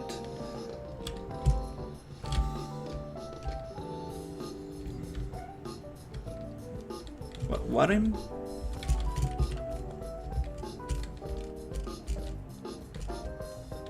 Feels like I'm hitting something.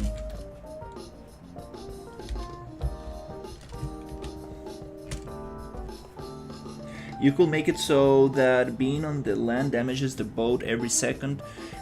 That way players will try not to use it but won't be restricted to just the river. Huh. I mean, that's actually a very good idea.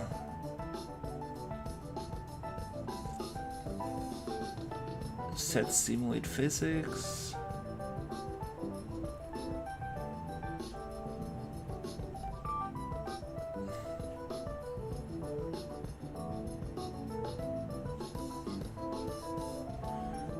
Oh, from finished with destroy actor.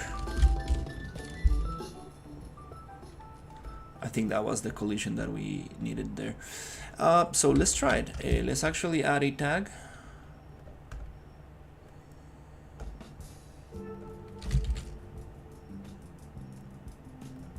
Rock. That's my tag for damage. Oh, the landscape can only use actor tag, I guess. No problem, we can add that.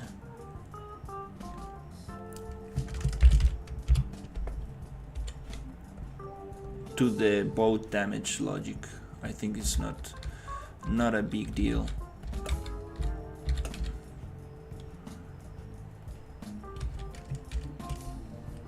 I think that makes a lot of sense actually, like not being able to go on land.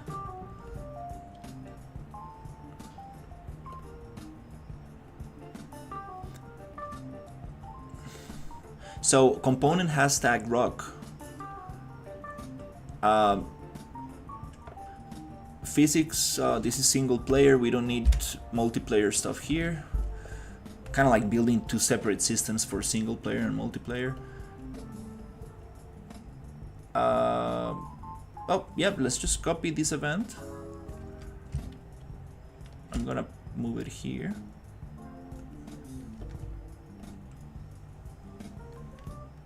This pushes raft on crash. And I'm gonna just copy this, put it here. And a boat collision component.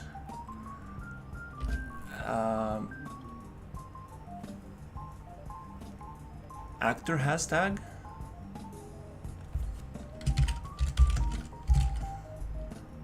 Rock. True.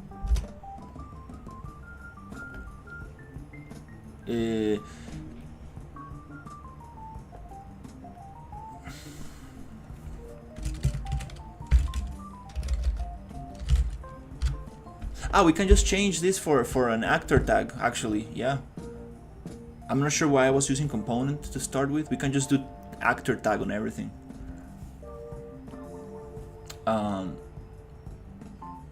Yeah, I think that might just work even better.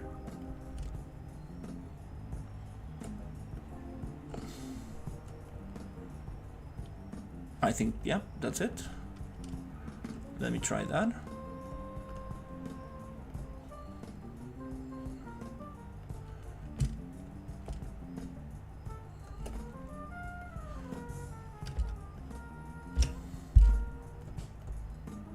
And I'm gonna push because I haven't pushed in a while.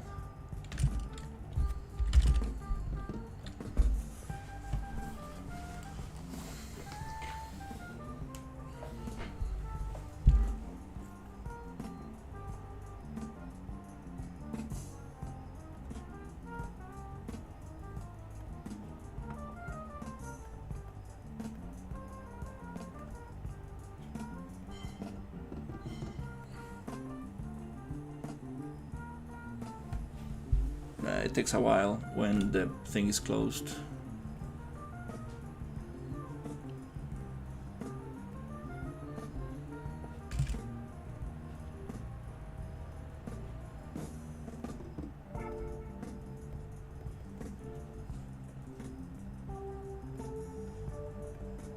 Okay, cool. Now we're synchronized.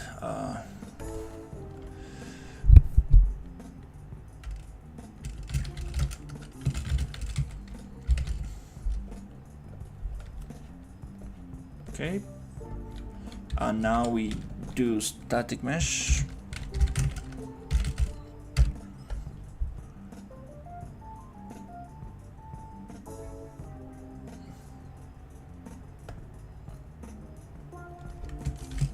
Rock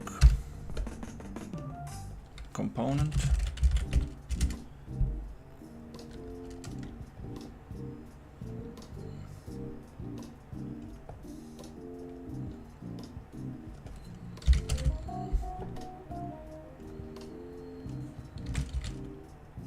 Okay.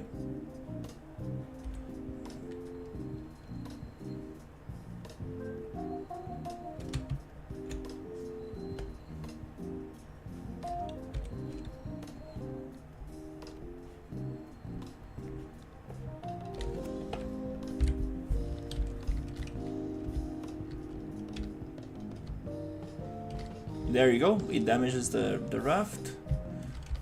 Nice.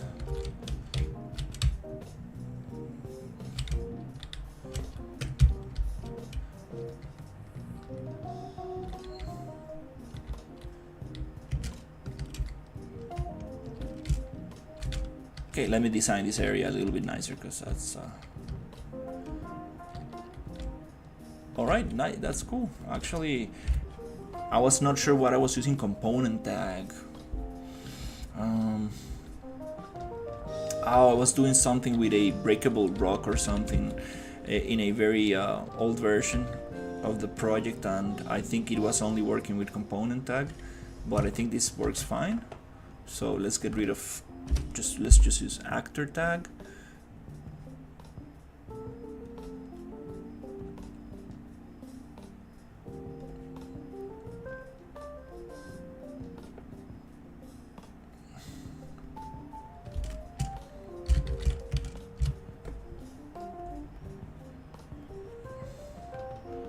Okay.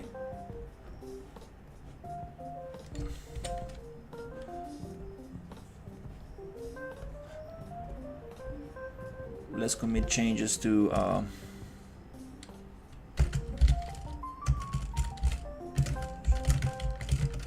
on actor tag.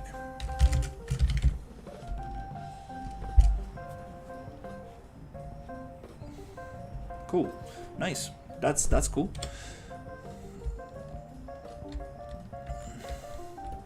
Okay, okay, let's play a little bit with let's actually do something cool. Okay, let's say I want to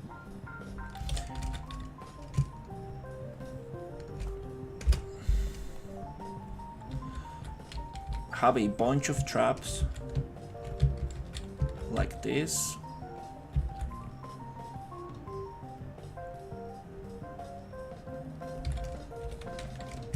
That you need to jump over.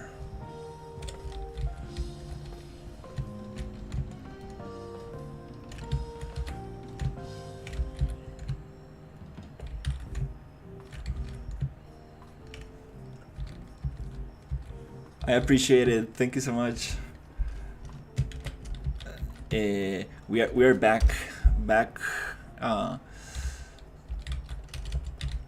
with a smaller, more doable project,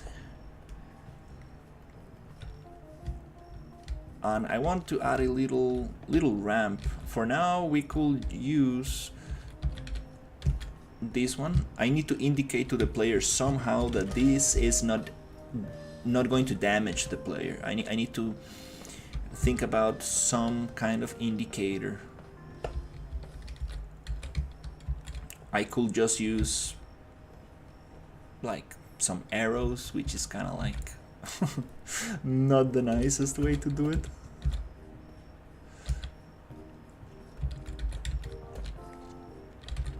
But it will be nice to.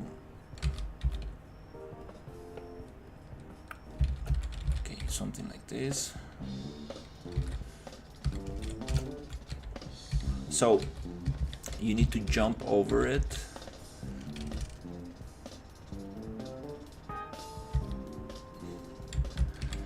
But there's going to be a crab walking around, and if you don't avoid that crab, you will lose speed and you will fall into the trap.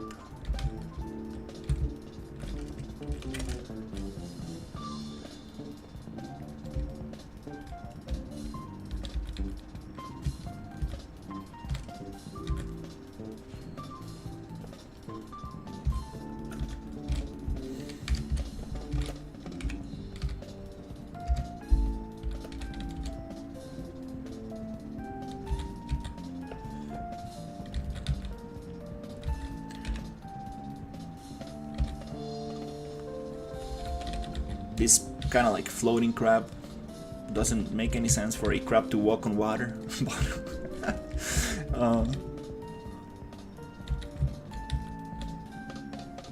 Okay, let's have this guy walking around.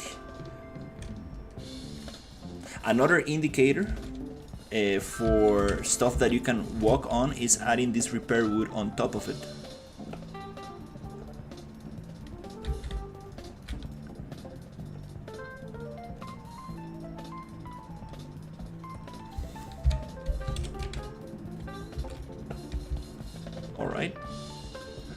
Then I just need to check if the logic of this crab is the new logic or not.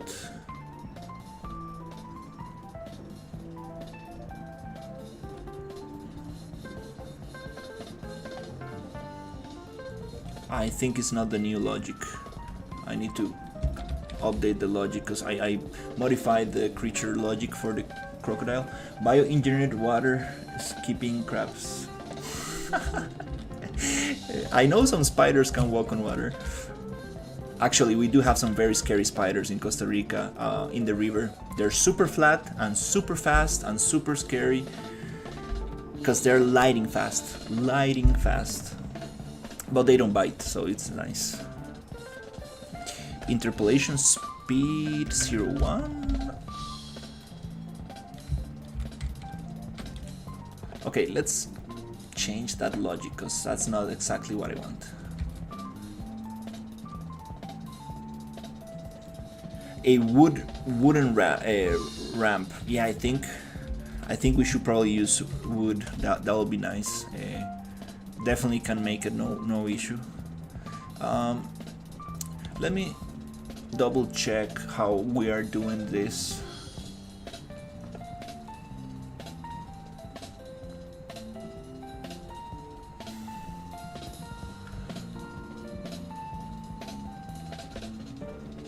Okay, yeah, this is the move logic, okay? And I simplified that to this. So let's see if we can actually get move side to side, Okay, add impulse in boat. So let's see if we can make that crab move a little bit nicer.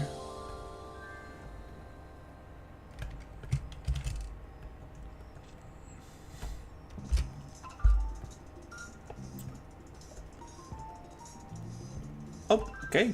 I think, yeah, we have all of this. Sight length. That's the only variable we need to create. Not promote, just create. And that length is going to be 1000.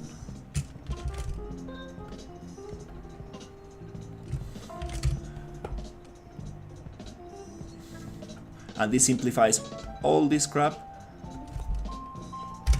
for something nicer. That actually I'm able to move properly, because this was kind of like it was what's the word? It used to work on world position, not on relative position.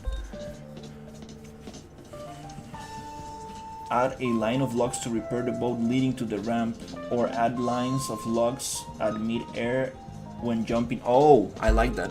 I like that a lot. Hey, nice! Now it's actually moving. This took me a while to figure out. Even though it's just moving an actor left to right, it took me a while. So this goes. We're gonna attach the ripples. Just an indication for the actual sphere. Okay, and let's do a little ramp. So it could be a stone as well, a mossy stone, something like that. But let's try to do a ramp. For that, I might use this wood that I have here.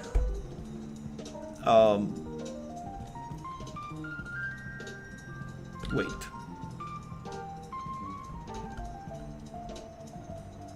Yep, where's my wood? Oh. It's not called wood. Okay, oops. We could probably use. I'm not sure. Maybe something like this. Let's try this. Doesn't feel. I mean, we could probably modify it. So.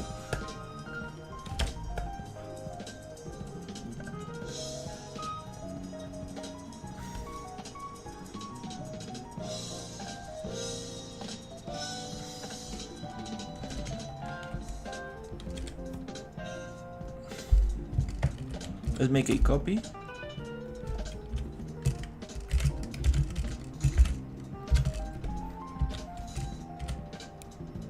Make sure that we are actually not modifying the original.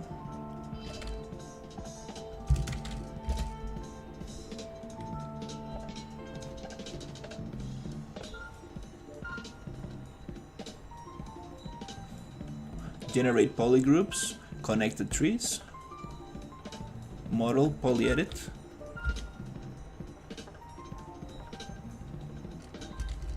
Faces.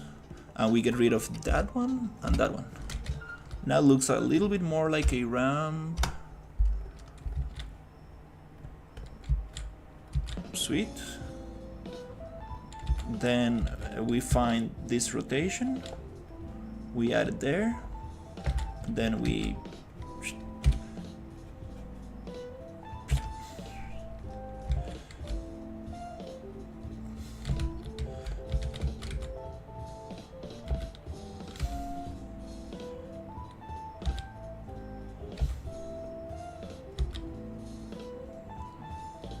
and then we can set this super nicely.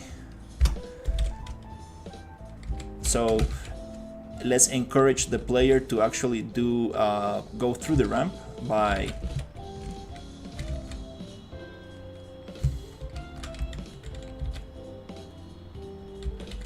adding this mystical floating wood. We're gonna have some tribal people in here. I'm actually very excited of like making this kind of like a little tribal people area.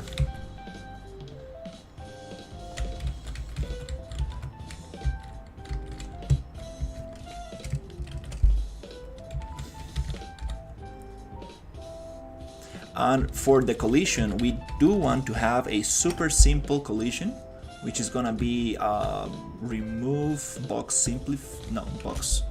simplified collision.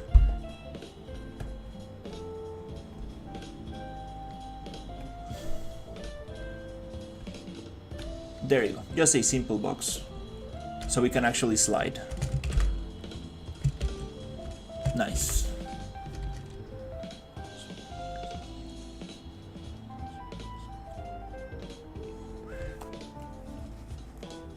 Also, as enticement to encourage the players, use the ramp to add a line of logs, or add the lines of logs in mid-air, try having a spike side in the river, I mean the spike side of the ramp.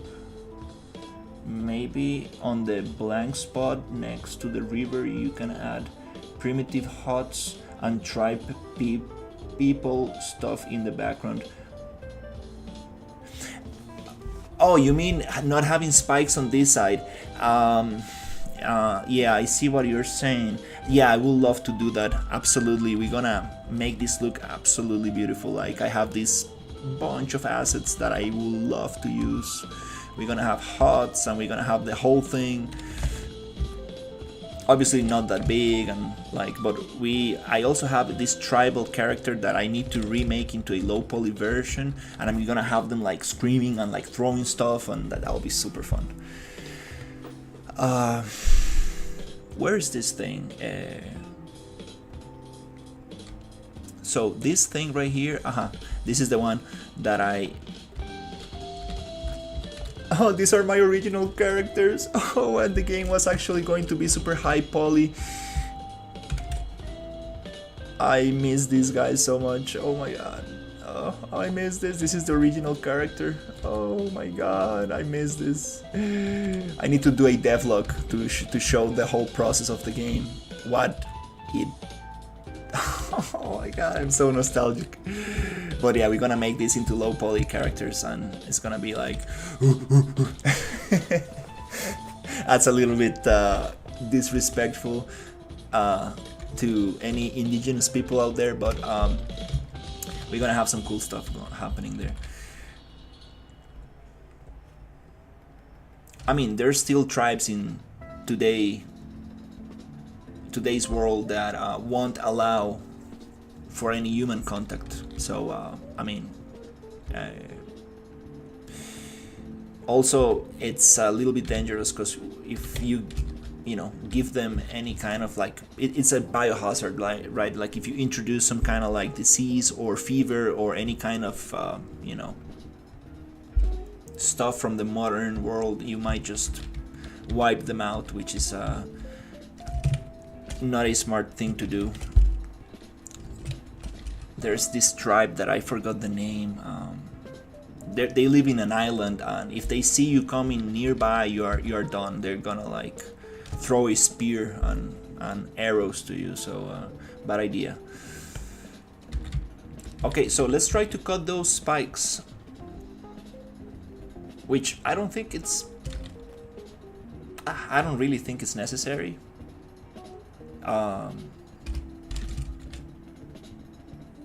Yeah, I think it's fine. We can probably cut them with a boolean, but since we are in this kind of like tribal environment, I think it makes sense. And the spikes are down, so it makes sense not to. Oh crap, oh. Alright, we have a cooler. Let's see if this works. No! The crab got me. Oh my god, yeah, this crab. Oh. Let's actually do it like here. And let's place it maybe here.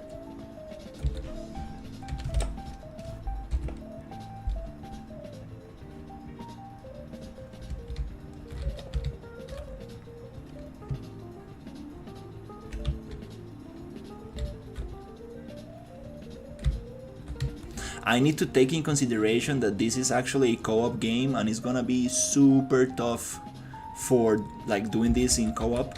So I need to make it easier than in single player. That's what I'm actually gonna do, a single player version of the map, which is gonna be way more difficult than the multiplayer one.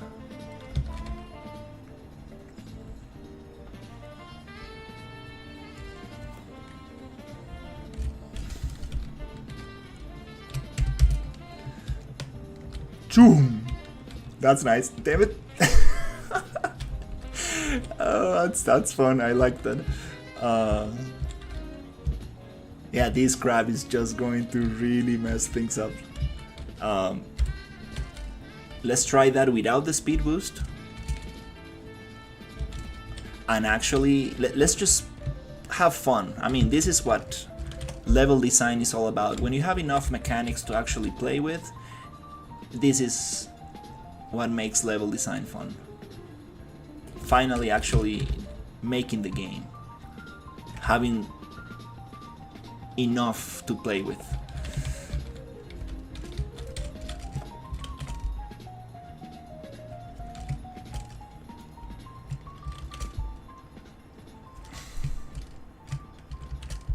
This might be a little bit too crazy.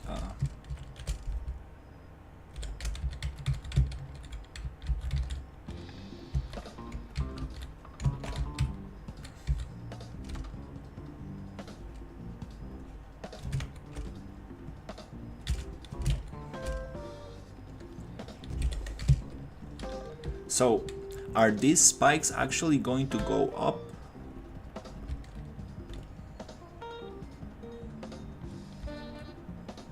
Oh my god, yes. Oof. Okay, I guess we can probably make the ramp a little bit less steep and push it like that. And let's try this without the speed bump. The speed boost. Let's see.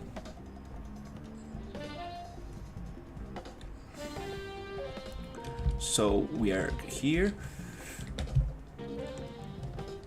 Two. Okay, that's kind of cool. I could add traps in here. Huh.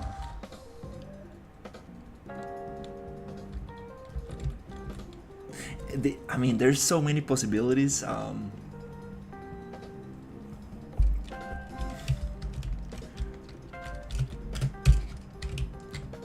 Boom. Doesn't allow you to go through with the speed. So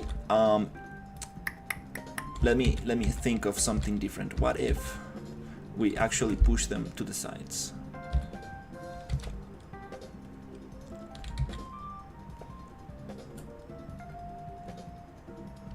This is being very mean. It's like oh my god.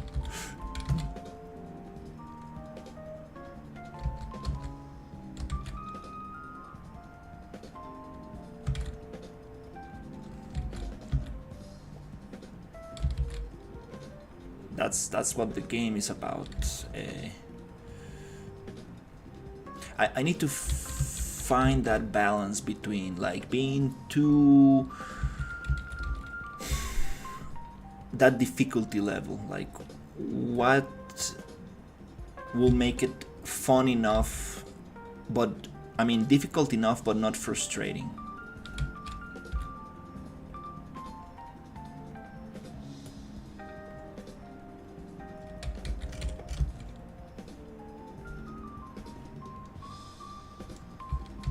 I guess these floating ones don't really make sense anymore.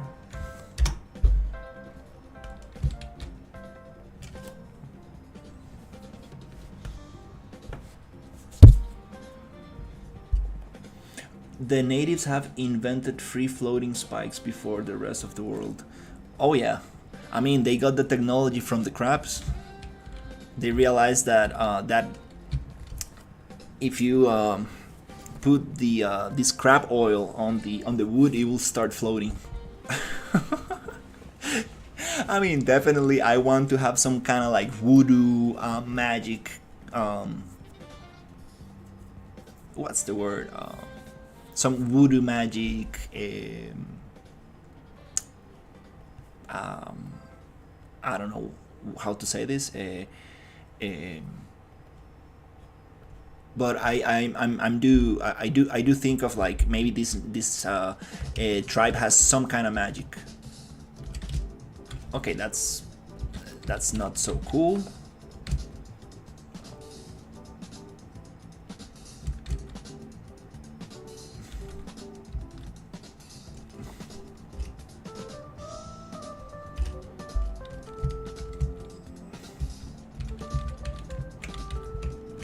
I think I was overcomplicating things.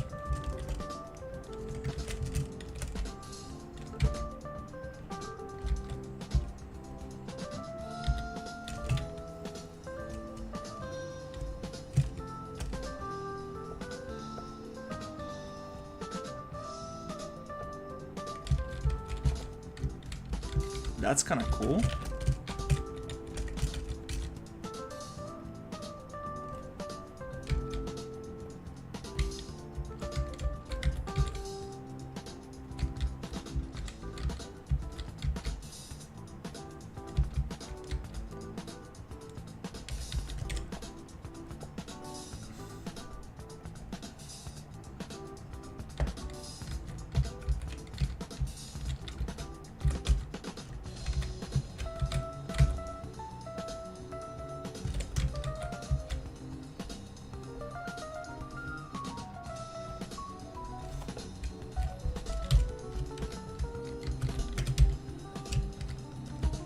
Ooh, the speed boost is so fun. Oh my god. Yeah, that's definitely we don't need that there. Yeah, actually, yeah. This was just from the previous level. I was like, let's just throw it there, and then I will start actually placing stuff.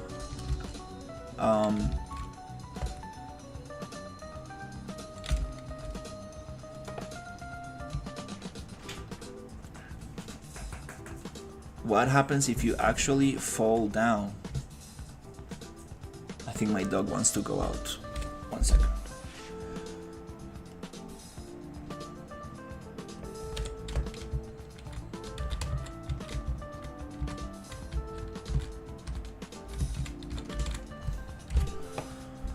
I'll be right back.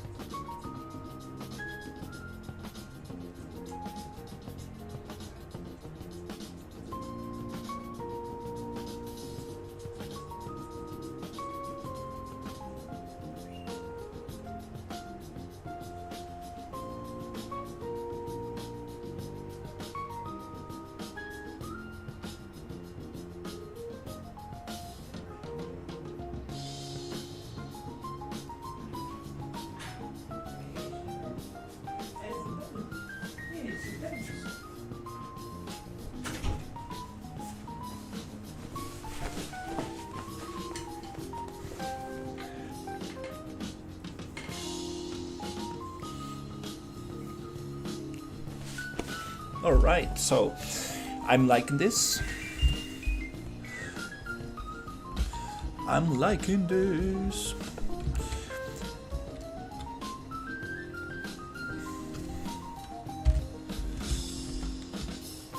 Okay, what happens if we don't make it into the ramp?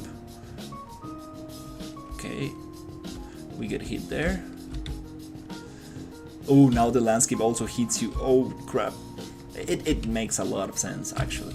I haven't thought of it. That's a great idea. There's no reason for people to go into the landscape.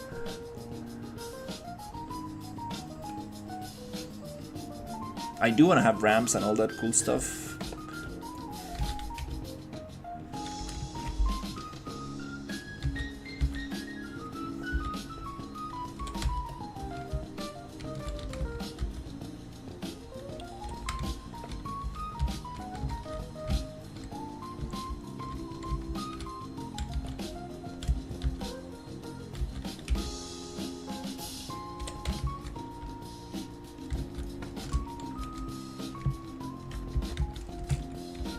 Okay.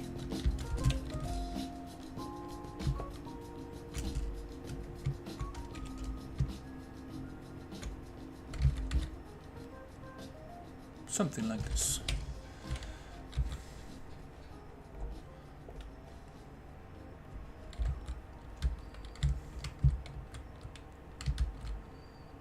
Oh, I know what can we do. I mean, this will be kind of cool.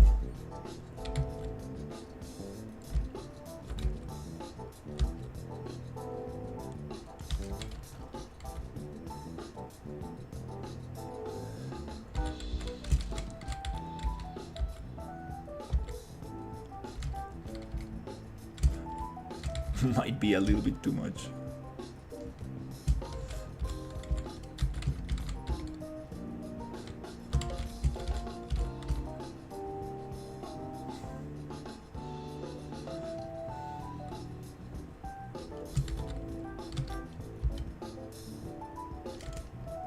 It doesn't matter. I will just testing, and then we can actually make it look nice.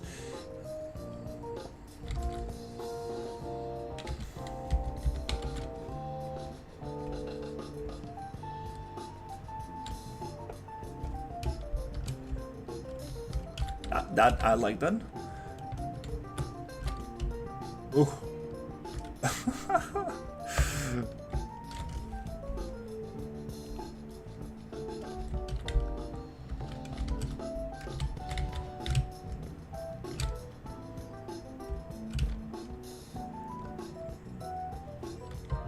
Oh, whoa, I've never seen that before.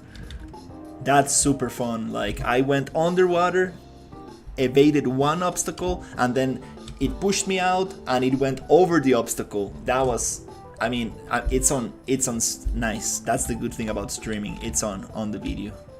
That's super awesome. Those kind of things.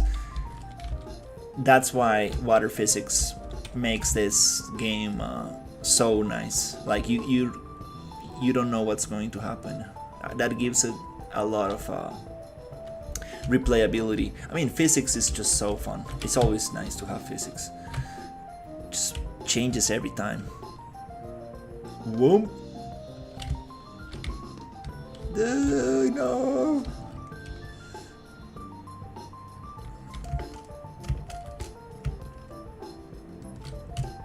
And another thing I really love about being able to go backwards is that you can go backward, one paddle forward, another backwards, and you can spin very quick. So you can do sharp turns if you want to. I like that a lot.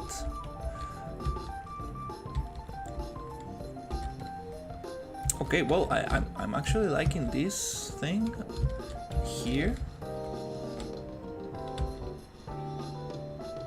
Yeah, if you don't make it through the ramp, you're gonna be in trouble. Absolutely.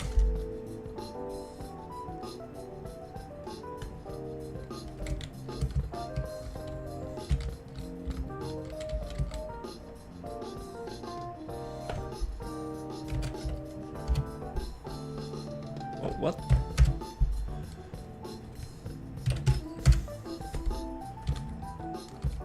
Actually, it can just be like that.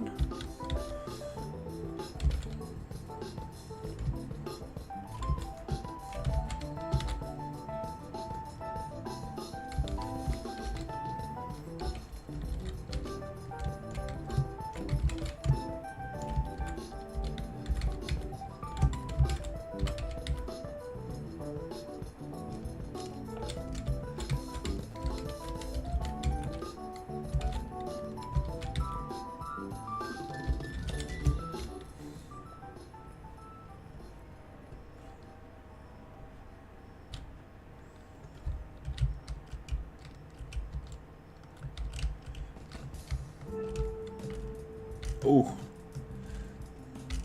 you definitely need a speed boost. I think those coolers need to be they need to move very slow, because it's gonna be I might not make them move. If I do damping, yeah, let's make them move slow. A little bit more of angular damping so they don't rotate. I mean, the angular damping, I think it was fine.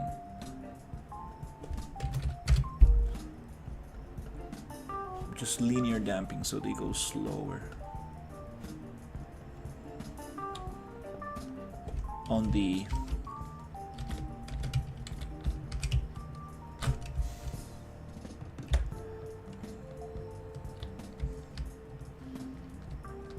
that's so cool, like just bump, like kind of like bouncing out of the water. I really like that. Okay, cool. Wow, that was one single obstacle.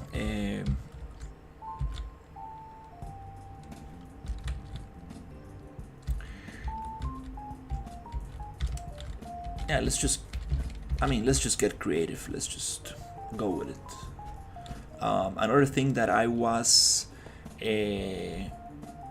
that actually Caesar recommended is to add crocodiles, but going into another direction. So let me see, how can we do this? This goes to direction Y, so we need to make them direction X. It will be so nice to make it here somehow, so I can have a switch that switches from X to Y.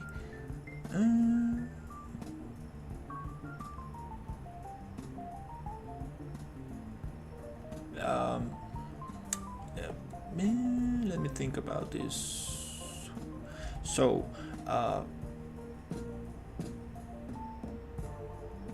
it might be just as simple as adding a boolean that still goes from false. If this condition is true, we're gonna go X. If that condition is false, we go Y. I mean, false goes X, goes to X, and then this fits into X. Okay, I think that might work. So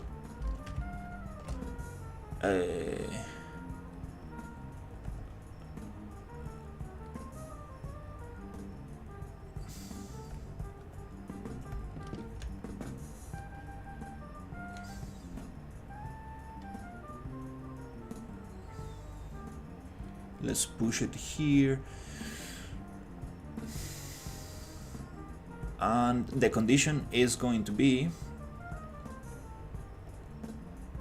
just a single click, which is gonna be named the direction, maybe.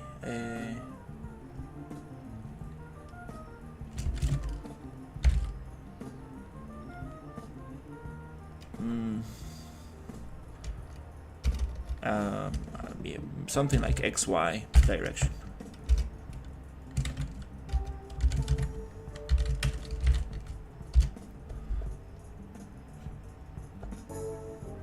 Okay, so if then we're gonna expose that thing so we can actually have access to it. And I think that, yep, I think that should work.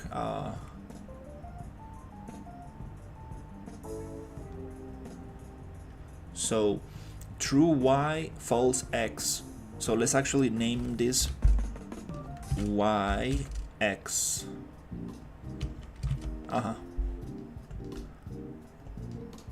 So Y true, X negative, X false. This is true by default. Okay, so it's Y by default, which means side to side. X means front back. So okay, let's actually test it. I love this crocodile model, so nice. Absolutely giving it some shades. All right, so there you go, X, Y direction. So it needs to move side to side, but if we uncheck this thing and make it negative, now it should move front and back. Hey, it works. It's like the most basic thing in the world, but it's so nice. I love I like it. And you know what? I'm just gonna have some fun, you know, like might as well just have some fun and do something like, let's just add this here and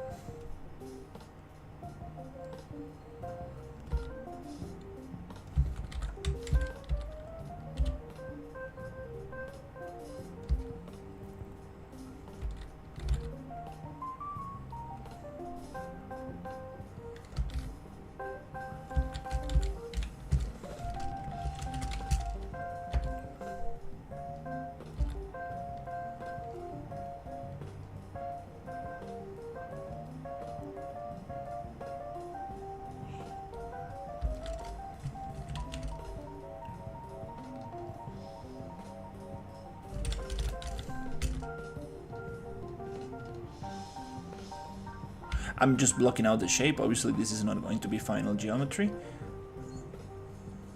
but it will be very cool if we can actually add some shades to the crocodile.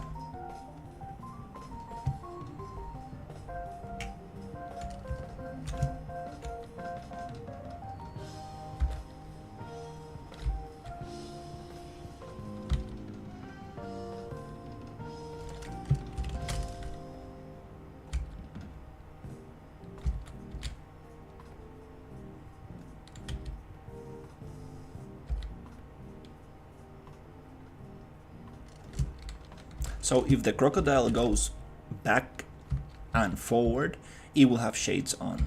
Just a nice little touch to differentiate.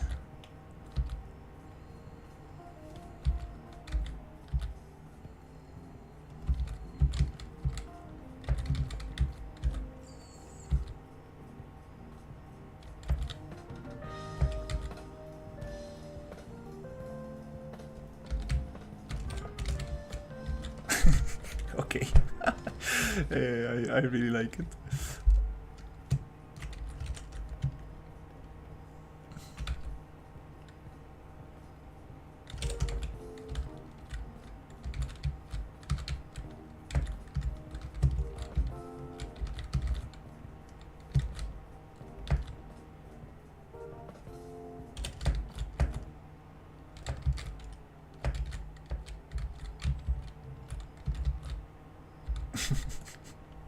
All right, let's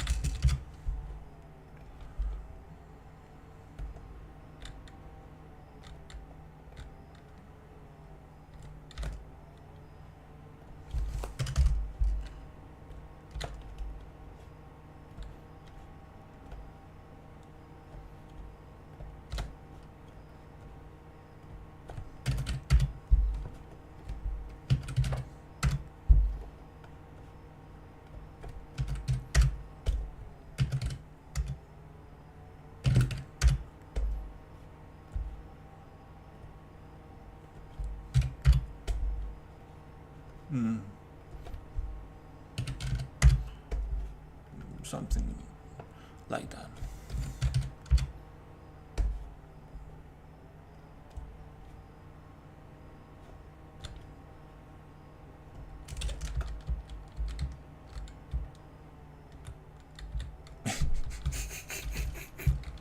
Okay, that's cool.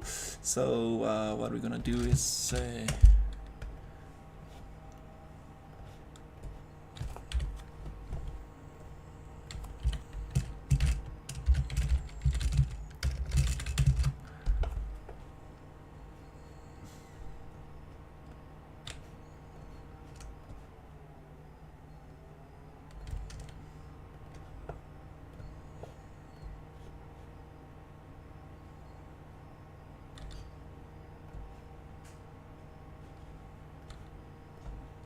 we're gonna add these shades.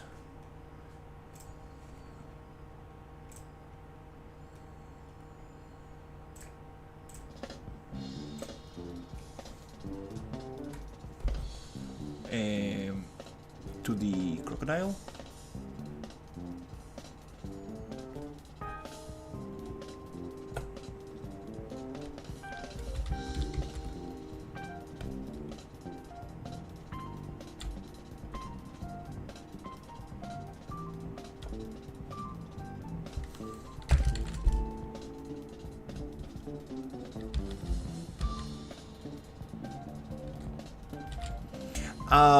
I'm just messing around.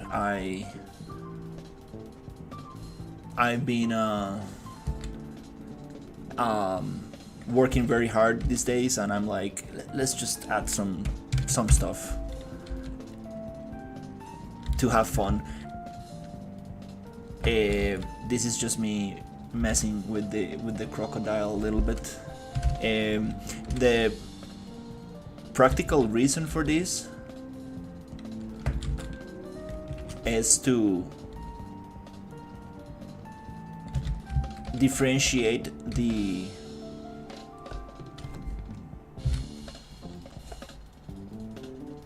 crocodile that goes side to side to forward backwards.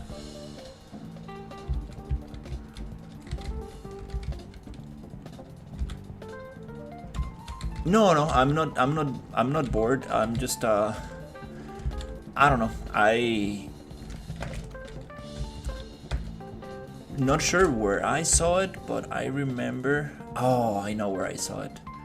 Yeah, there's this very famous kind of like chips in Costa Rica, and the logo is a crocodile, and it has glasses.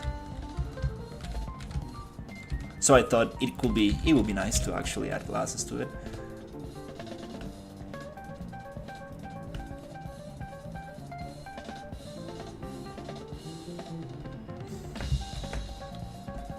But these glasses are only going to be visible if the crocodile is going forwards and backwards. So if it goes side to side, visibility is off. But if it goes forward and backwards, visibility is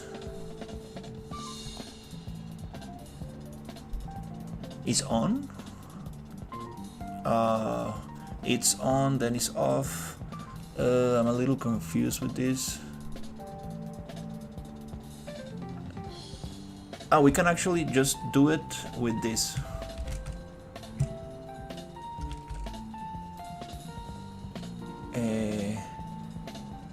I'm always confused with this thing. Which one is which, but anyways, there's only two options. So let's see what happens.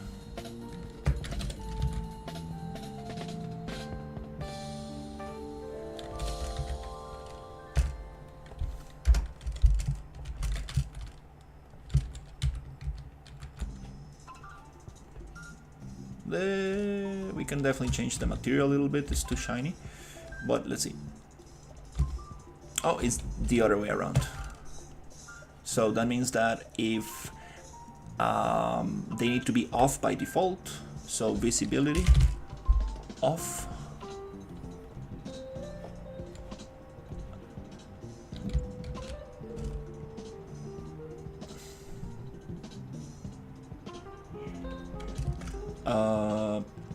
Okay.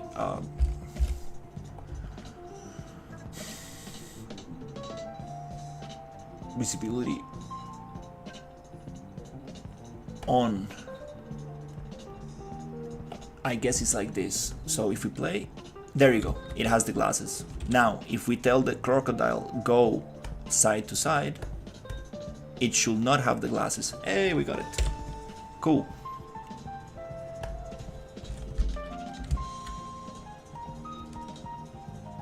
Gator got drip. I was like, it will be fun to add some glasses to the gator, but only if it's going forward and backward. It's like, I'm gonna get you. I'm a different type of crocodile. I'm not your typical side to side crocodile. Now let's just very quickly change the material code. That just doesn't feel right. It's too reflective. Yeah, that doesn't look like, doesn't look right to me. Just gonna give it a quick. Is it roughness? So one. Oh, okay, that looks better. That's it. I mean, it was too shiny.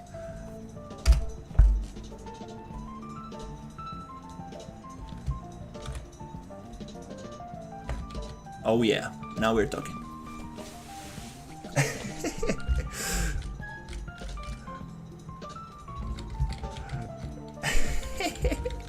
Oh, that's so funny.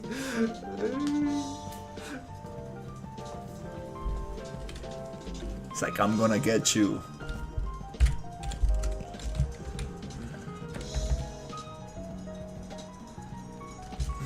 Okay, cool. So let's have a little bit of fun here.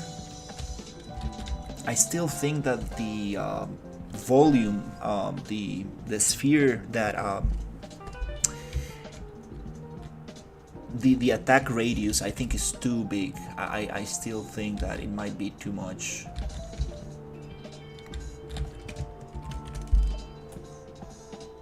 I think I need to make it smaller. Because with the water current, everything changes with the water current. It really makes it...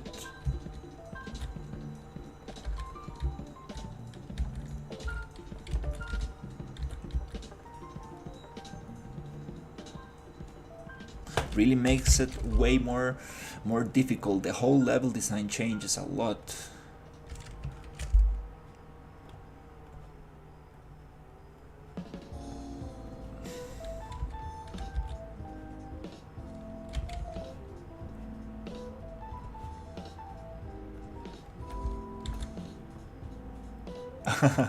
I appreciate it. Yeah, I just know. I don't know. I thought like maybe we can make it.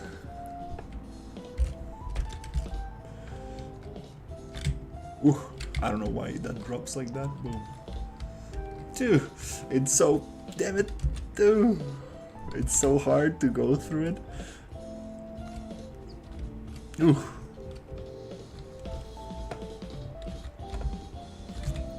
Things need to be way more spaced, way more separated, because you're going way faster now. I still want to have an area which is going to be more of a swamp, very slow waters, but I kind of like this, the being able to go fast.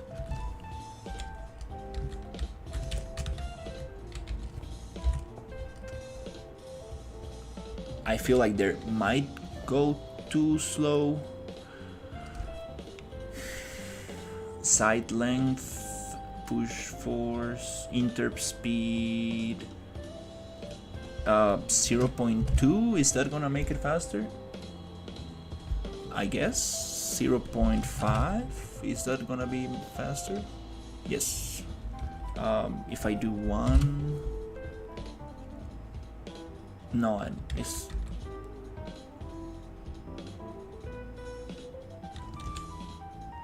I think I still need to figure out the speed.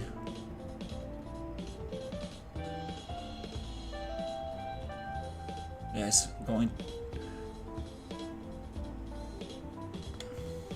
it's going at the same speed all the time.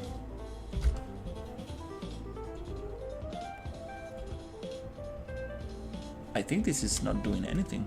I think this is an old variable that's actually not doing anything.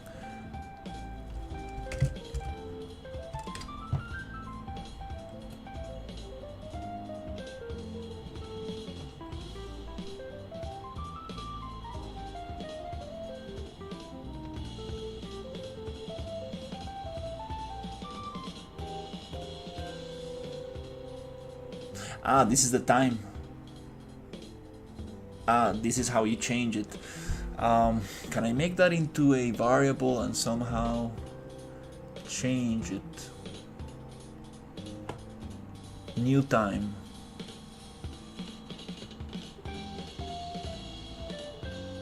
New.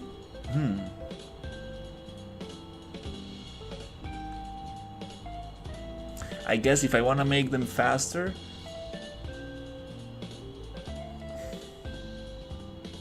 it needs to be more like 6 seconds, 3 and 6. Now they're gonna go faster. Yeah. I need to make that so I can like modify it easily.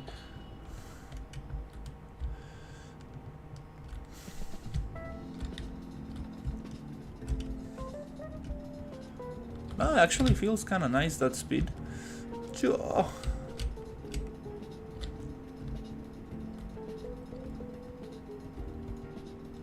You cannot really go backwards. No, the current doesn't let you. I think that's the perfect current. I don't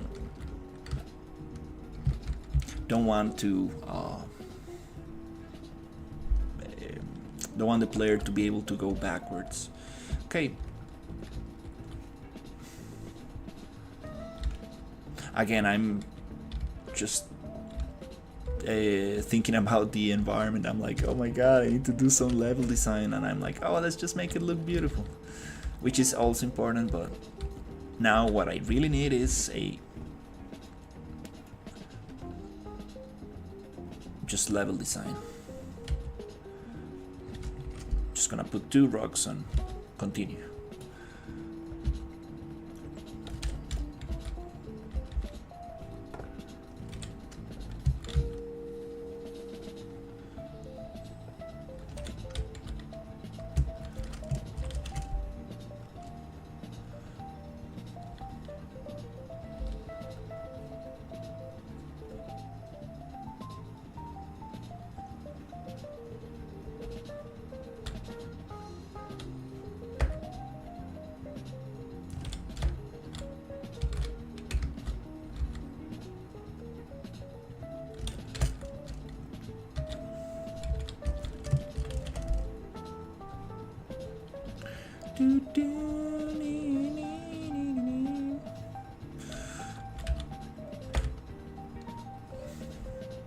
This sounds like elevator music, kind of funny.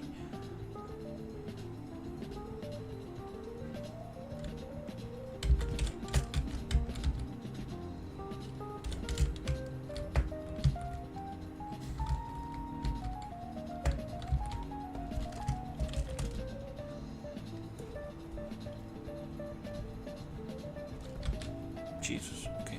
Oof. Wow. That's big. I need something more like. Yes. That one.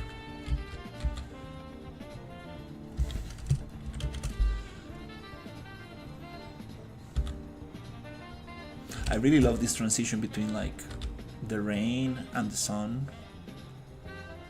So cool.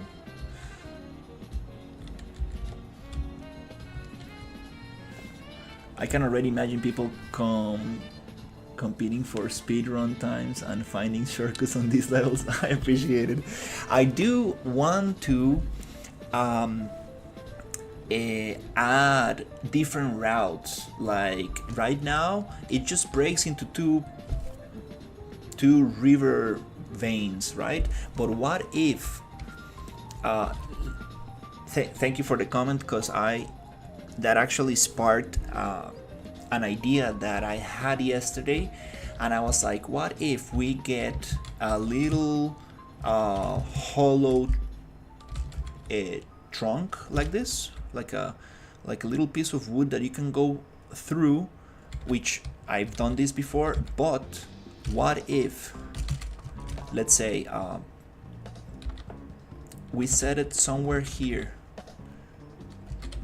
and it's something like is it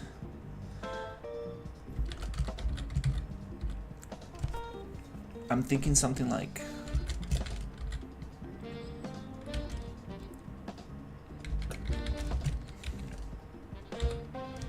I also want some Donkey Kong music for this game. That would be so cool.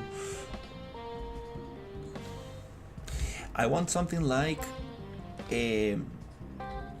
another path that you can take. So let's say there's a little, and I can get very creative with what assets I'm gonna use and how I'm going to integrate this into the environment. It could be just a rock with the shape of a ramp.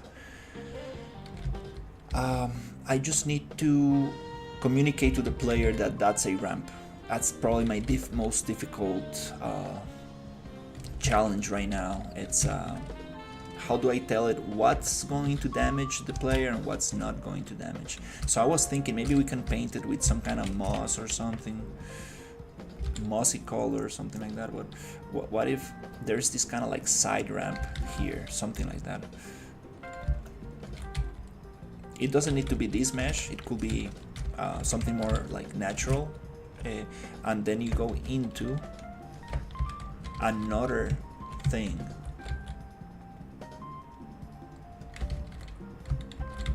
which is kind of like hanging from vines or some stuff like that. And then you go into here, boom,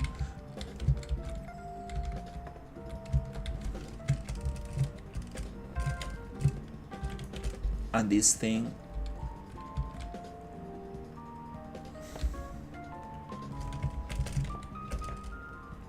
kind of like goes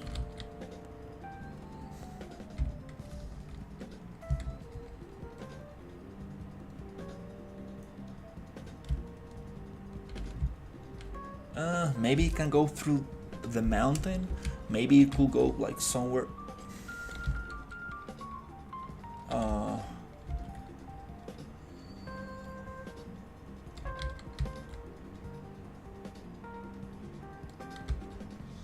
I don't know.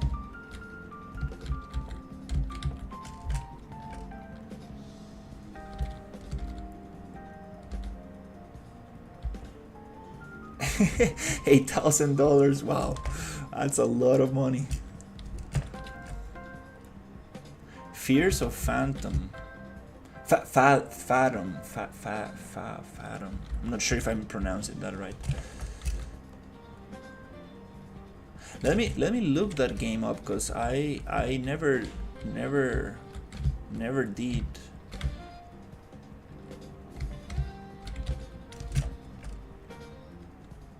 But yeah, guys, I will really appreciate it if you can give me a wish list. Obviously, if you like what you're seeing and if you would like to play test it, it will mean a lot to me. I'm gonna share the link, and also I want to see how many wish lists we have. I need to stop looking at the wish list. Oh my god. But I'm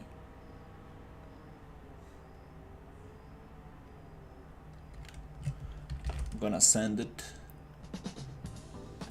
on the stream.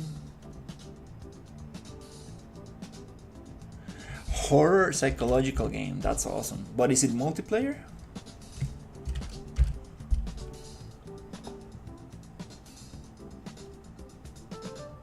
Let me look it up. Fears of Fathom. Oh wow. I like that. Oh wait. I think I've seen this. No. I think I'm confusing it with another game. I love this kind of like PlayStation 1 graphics. It's so cool. I do want to make a game like that in the future, definitely. Like low poly but with texture. I like that.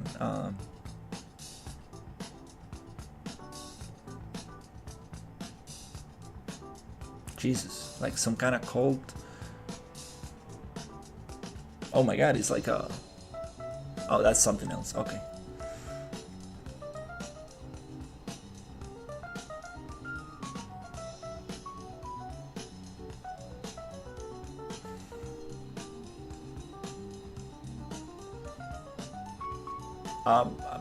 Why is it on Japanese?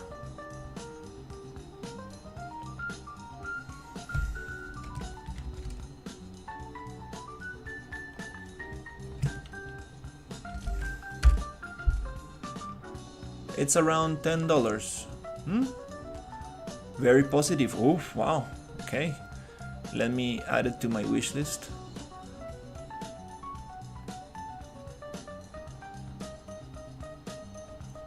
Seems very cool. Yeah, I like the aesthetic. Definitely gonna check it out.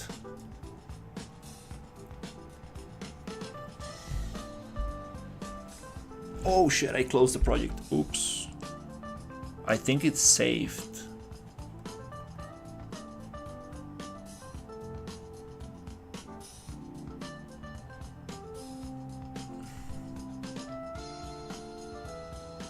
Oh, so many projects. Oh my god, I need to push them.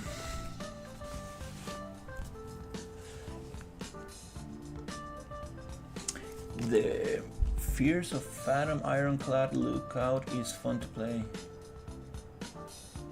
It has 5 episodes. Every episode is different game. I can explain more. Huh. It's based on IRL events. You will play as someone who encountered the event in the real life. Oh wow. That sounds very cool.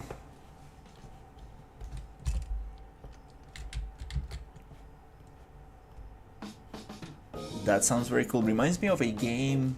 I think it's a Japanese game where you go and rent an apartment, and very weird stuff starts happening, and then you realize that this how do you say it? The guy responsible for taking care of this apartment, like the manager, let's say something like that. It's doing some weird stuff. Kind of like the same, kind of like low poly textured style. Very, very cool.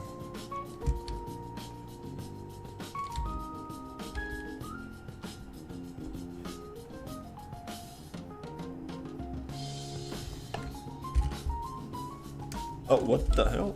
Oops. Oh, okay, I should not spawn on a branch. Okay.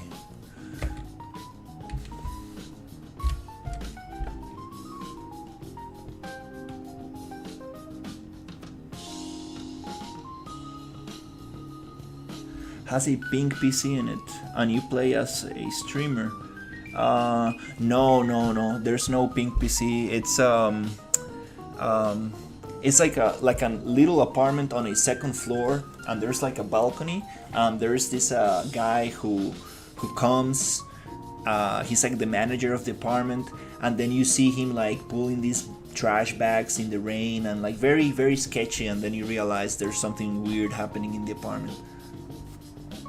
What if the log you ram into swings and maybe it will propel you over blockade, opening up a path into the second river channel and a new part of the course?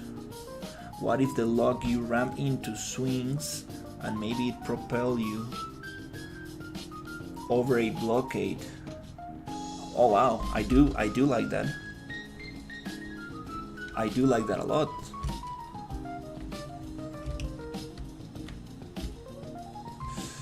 Ooh, yeah, there's oh shit. There's not enough power to go through it.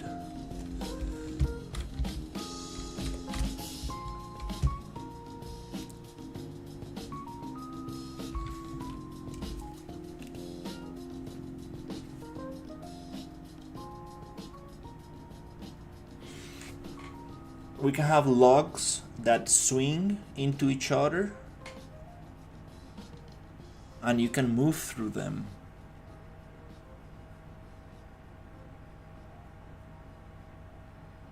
It will be very cool for them to give you a speed boost so you can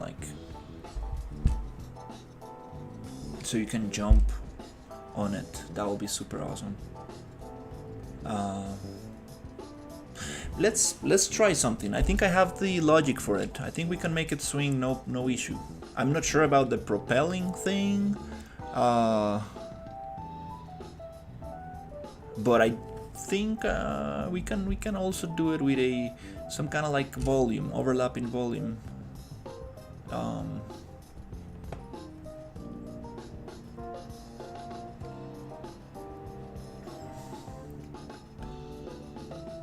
Oh, 940. Oh my god, getting close to 1000 wishlist. Let's go. 6 people wishlisted on a Mac. I'm not sure about that. And 7 people deleted the wishlist, which is totally normal.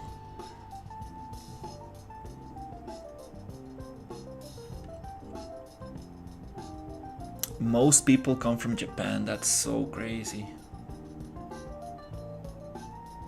Oh, Ukraine, 23. Whoa, nice. We got 23 people from Ukraine. Canada, 22. Poland, 22. 250 from other countries. I wish it will tell me what countries they are. Argentina, France, Brazil. Wow, a lot of people from Brazil. That's cool. Okay, I need to stop looking at this wish list. Oh my god, it's so distracting. Anyways, so what we're gonna do is find the pendulum thing. I want to make this area kind of like dark and have some fire and have some fog in here. That would be cool. Pendulum. Okay, it's somewhere here. There you go. So we're gonna use this logic. So we're gonna copy that thing and we're gonna use it for the log. So how is this gonna work? We're gonna add it somewhere here. Okay, and this thing is gonna go like this, meaning that it needs to be looking down like this, something like that, and then it's gonna, let's say something like this. Okay.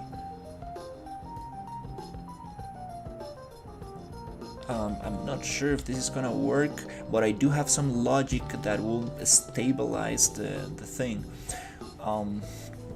Let me see if we can do it like that. What if I come here and I'm just gonna add this thing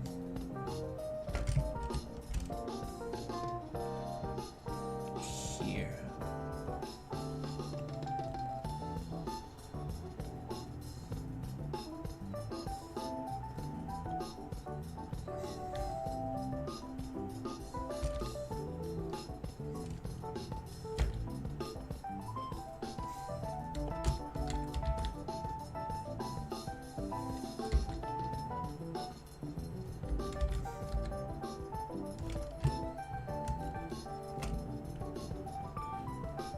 and then I need to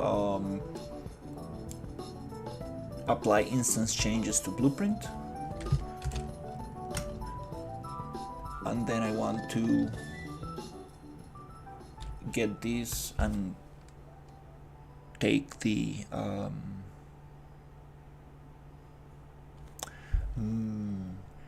static mesh and make it null, so just clear the reference, take the tag off. There's no need for a tag here, it's not gonna damage the player, and yeah, let's see. Ooh. Oops, not like that. I cannot clear the mesh because we need something to move this.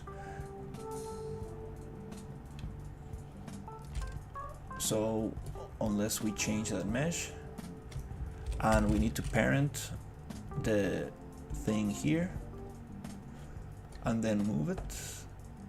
Okay, cool. Now we have a swinging log. Okay, cool. That's kind of cool. Can we actually clear the reference? It's still called cylinder and there's nothing broken, and I guess just needs to be parented. Okay, so we have that. So what if we make it swing a little bit less? So where is it? So rotation X, this goes 90 degrees. Let's make it 45. And it should be like this. It's a little bit too much.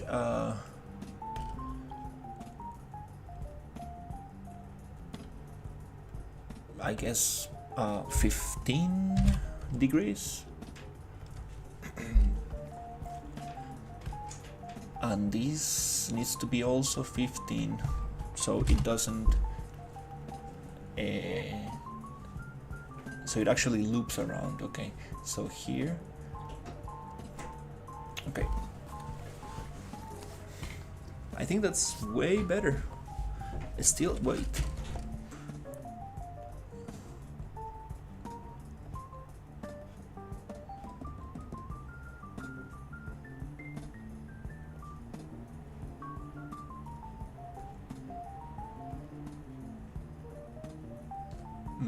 okay.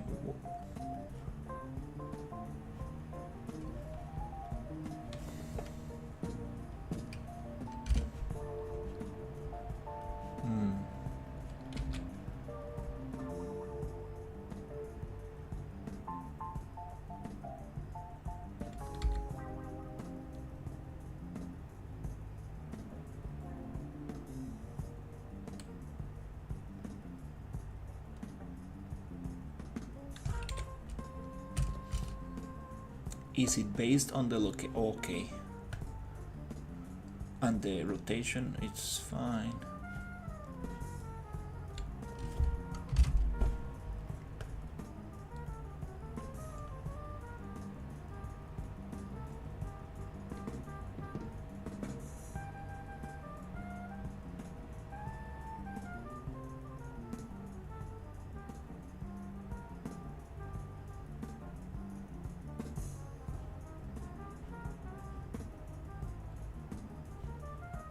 This logic was to destroy the actor.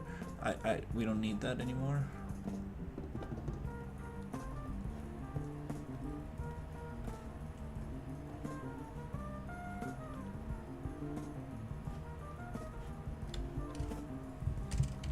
This one goes here. Wait.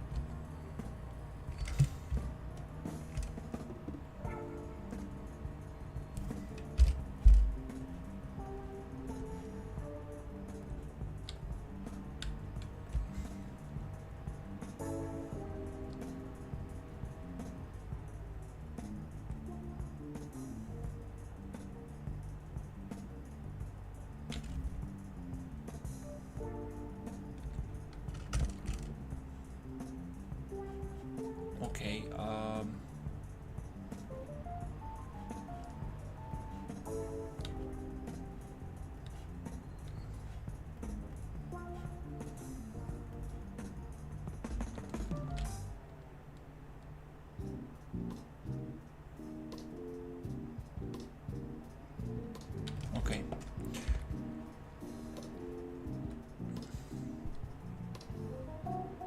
does need to be down.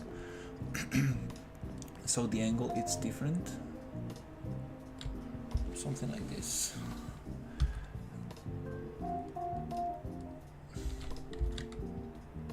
Is there an angle to this? Oh, there is.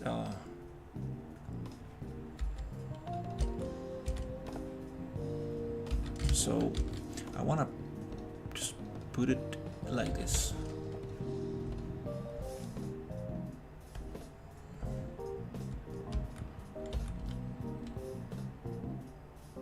Why is it going so...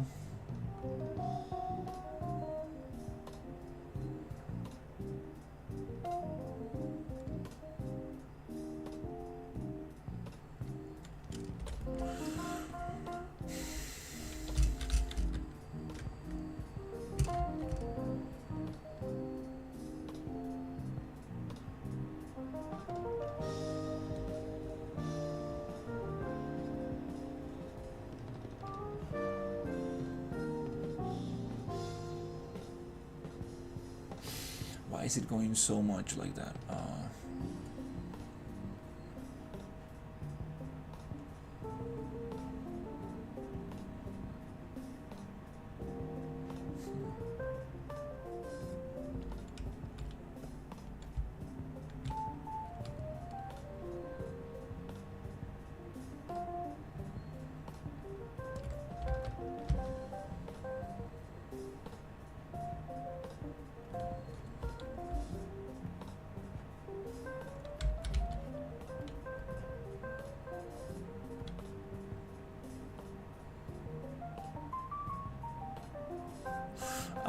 Okay, the further away it goes from the center, the more... Okay.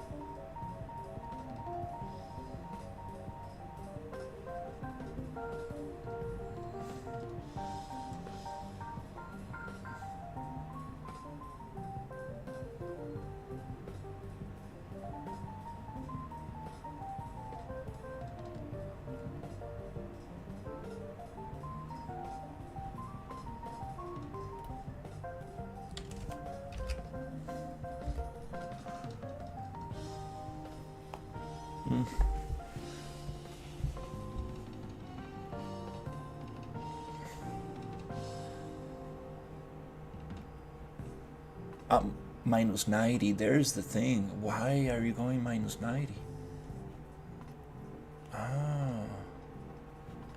Oh, okay, oops. I didn't see that.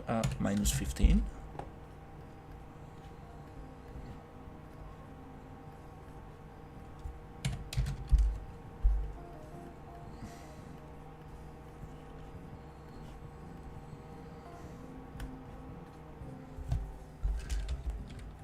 Hey, okay. Whoops, I didn't see that keyframe. Oops. Now it feels right. Yes. Yes. Again, like, super funny, like, super simple stuff, but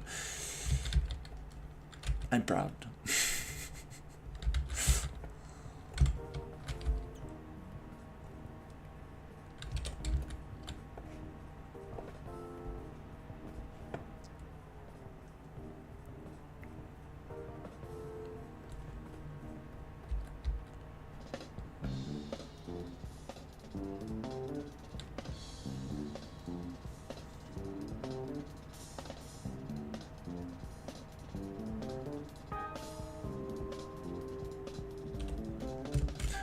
We can probably play a little bit more, like 30.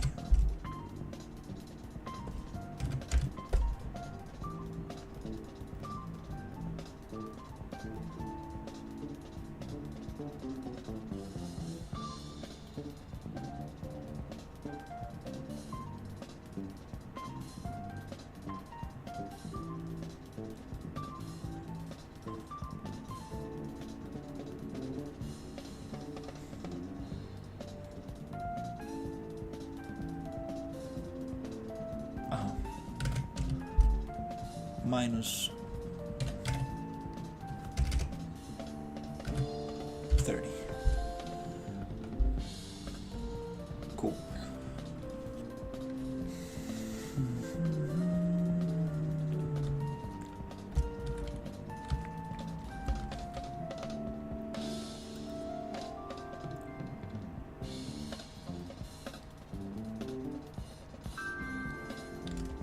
Wow, this is kind of crazy. I'm not sure if this is gonna work.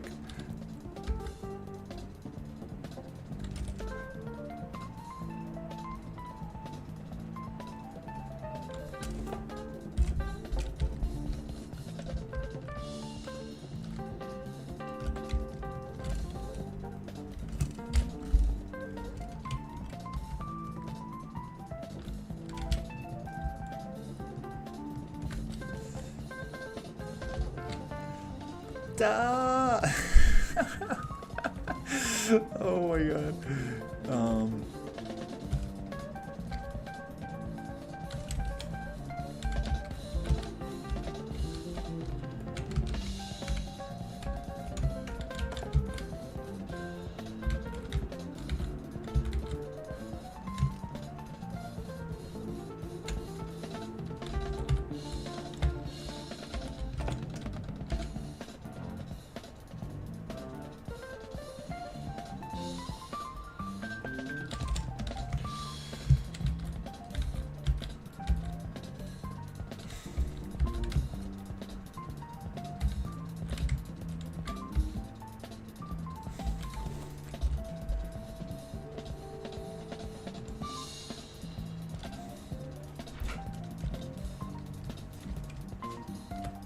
Le digo, papi, vamos a picar algo para por si quieres. Sí, sí, ya voy terminando aquí.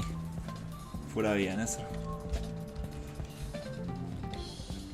This is very cool, but I'm not sure if I'm gonna make it. Oh, it needs to go slower. I think that's the thing that will make it work. If we actually make it swing twice as slow.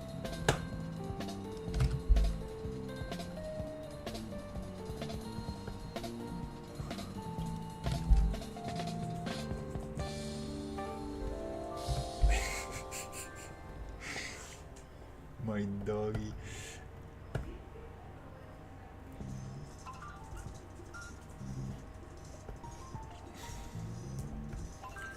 All right, let's see if this actually works. So, oh yeah, that's way better.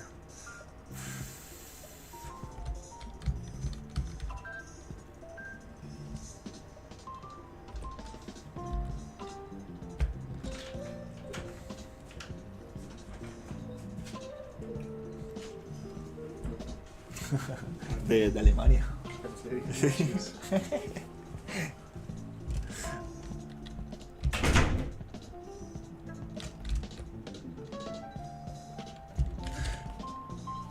Alrighty. Okay, let's try to go through this log. I might need a speed boost. I mean, not like that.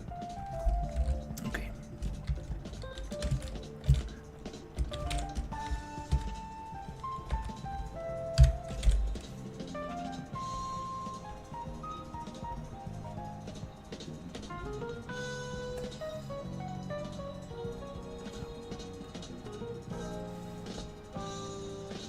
Oh, what? That size is kind of crazy.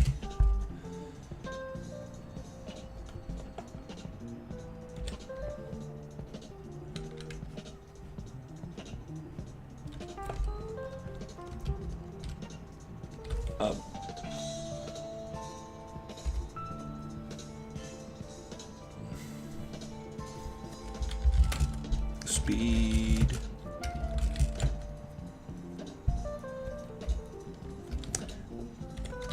How do you call that thing? Oh, BP cooler, okay.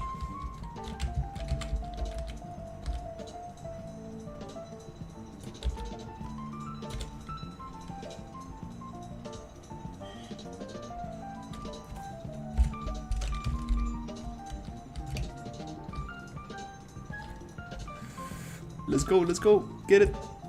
Ooh, ooh. Damn it. Okay, that was close.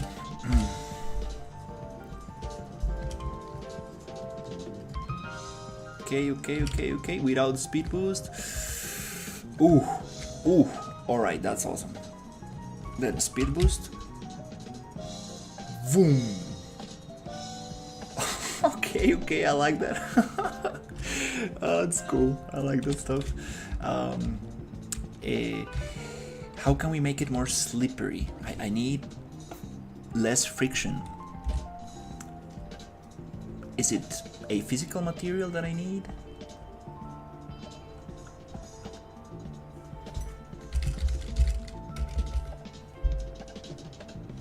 Physical material override.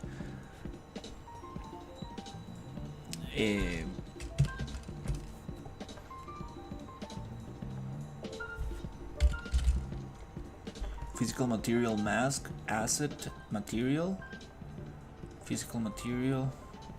I don't know. Slippery physical material.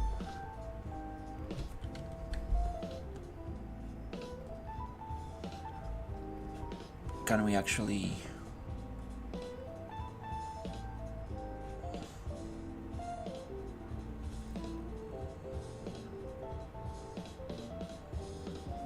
friction? Can we actually make it 0 so it's super so it slides? Let's test this out.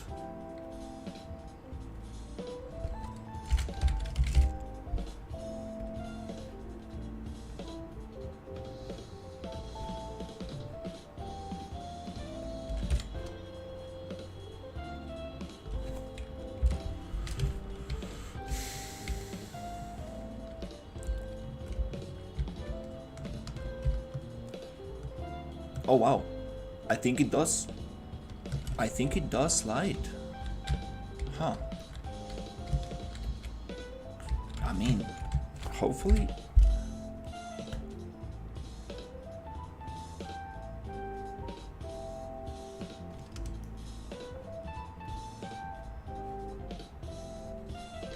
Is it me or it slides more? I'm not sure.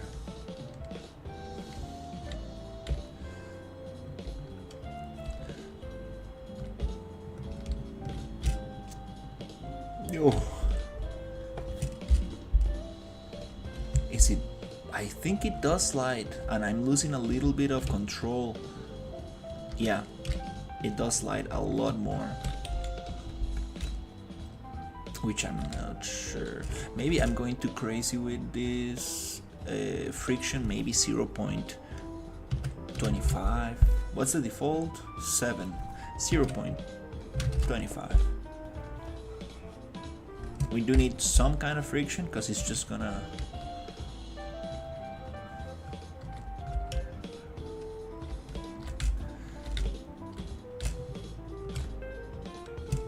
Okay.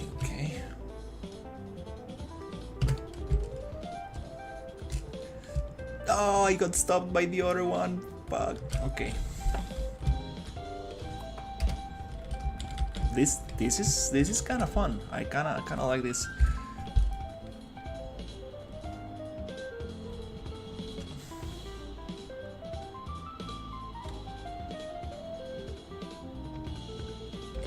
Or what if we flip it?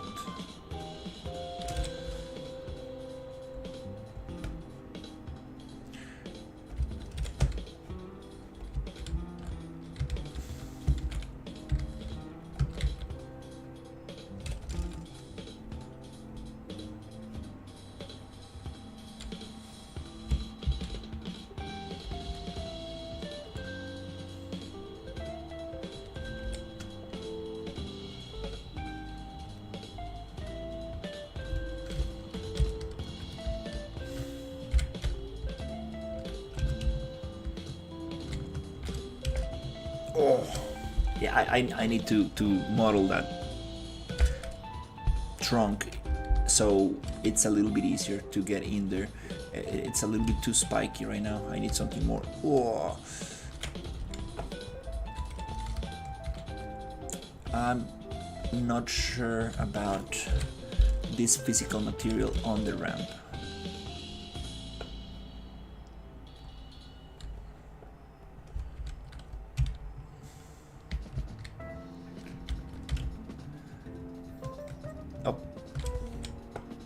Maybe I do need the slippery. material on the ramp. It's just let's try something else. I'm gonna just add this little river thing.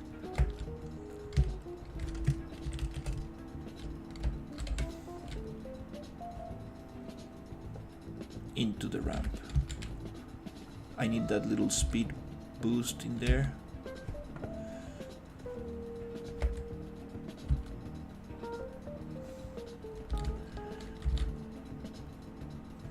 Yep, that makes a lot of sense. So we're gonna make it like river 14. So copy all properties, paste all properties.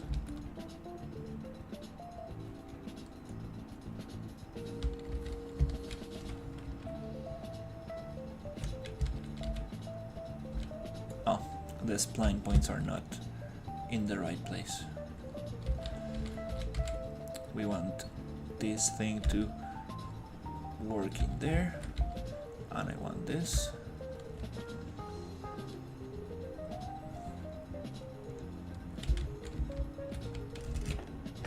to be here.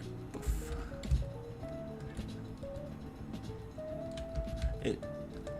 What?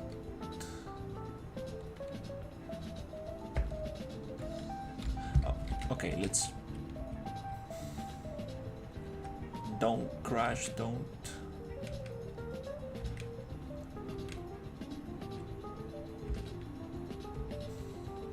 Okay, that's what I want. Okay, so it's fine, let's just. ¿Listos? Sí, ya lo voy a despertar. Okay. Voy a despertar.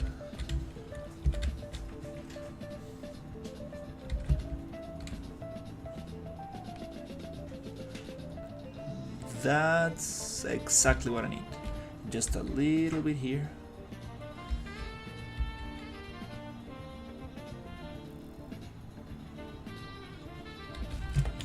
Okay, and then a river width.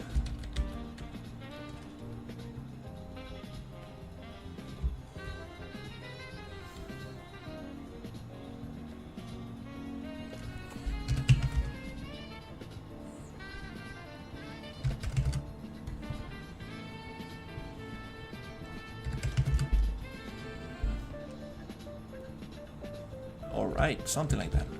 Yep. Something like that looks kind of nice. I mean, yeah.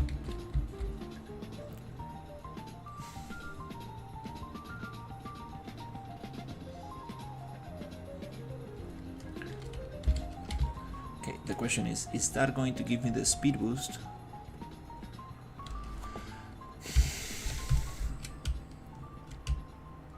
That I need for this? Two. Okay, let's go. Let's go. No, that's too much.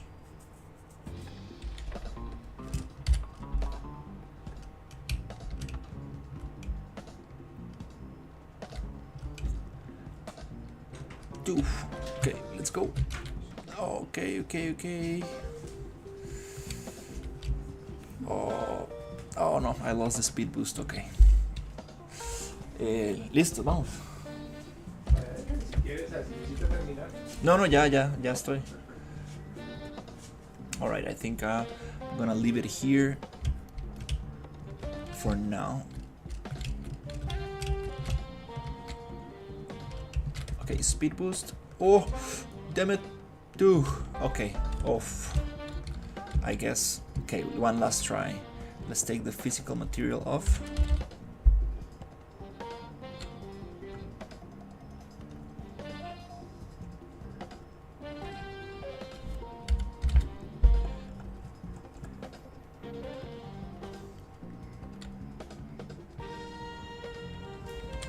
And see if that helps.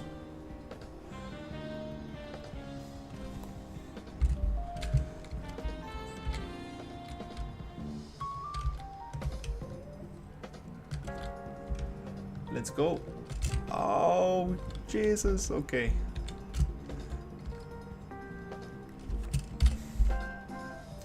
It needs to be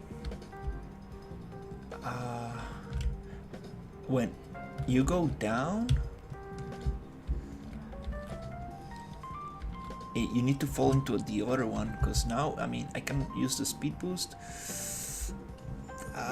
No, there's not enough force to go in there. Okay, I did it. Oh, okay, yes, let's go. Oh, it doesn't allow me to go through. Okay, well, this idea is very cool. Definitely gonna play with this a lot. But I'm gonna leave the stream here and go have some food. So thank you so much for watching, and I will see you on the next one. Take care, everybody. Good night.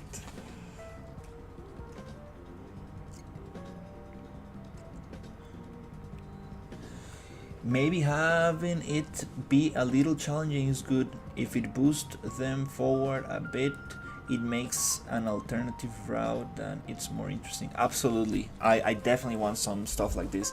I think I might add an invisible volume that will make the player go faster, and maybe a little bit of moss, so it feels like you're sliding on the moss or something. So I think it's a great idea. It was very fun to go through this stuff. But yeah, thank you so much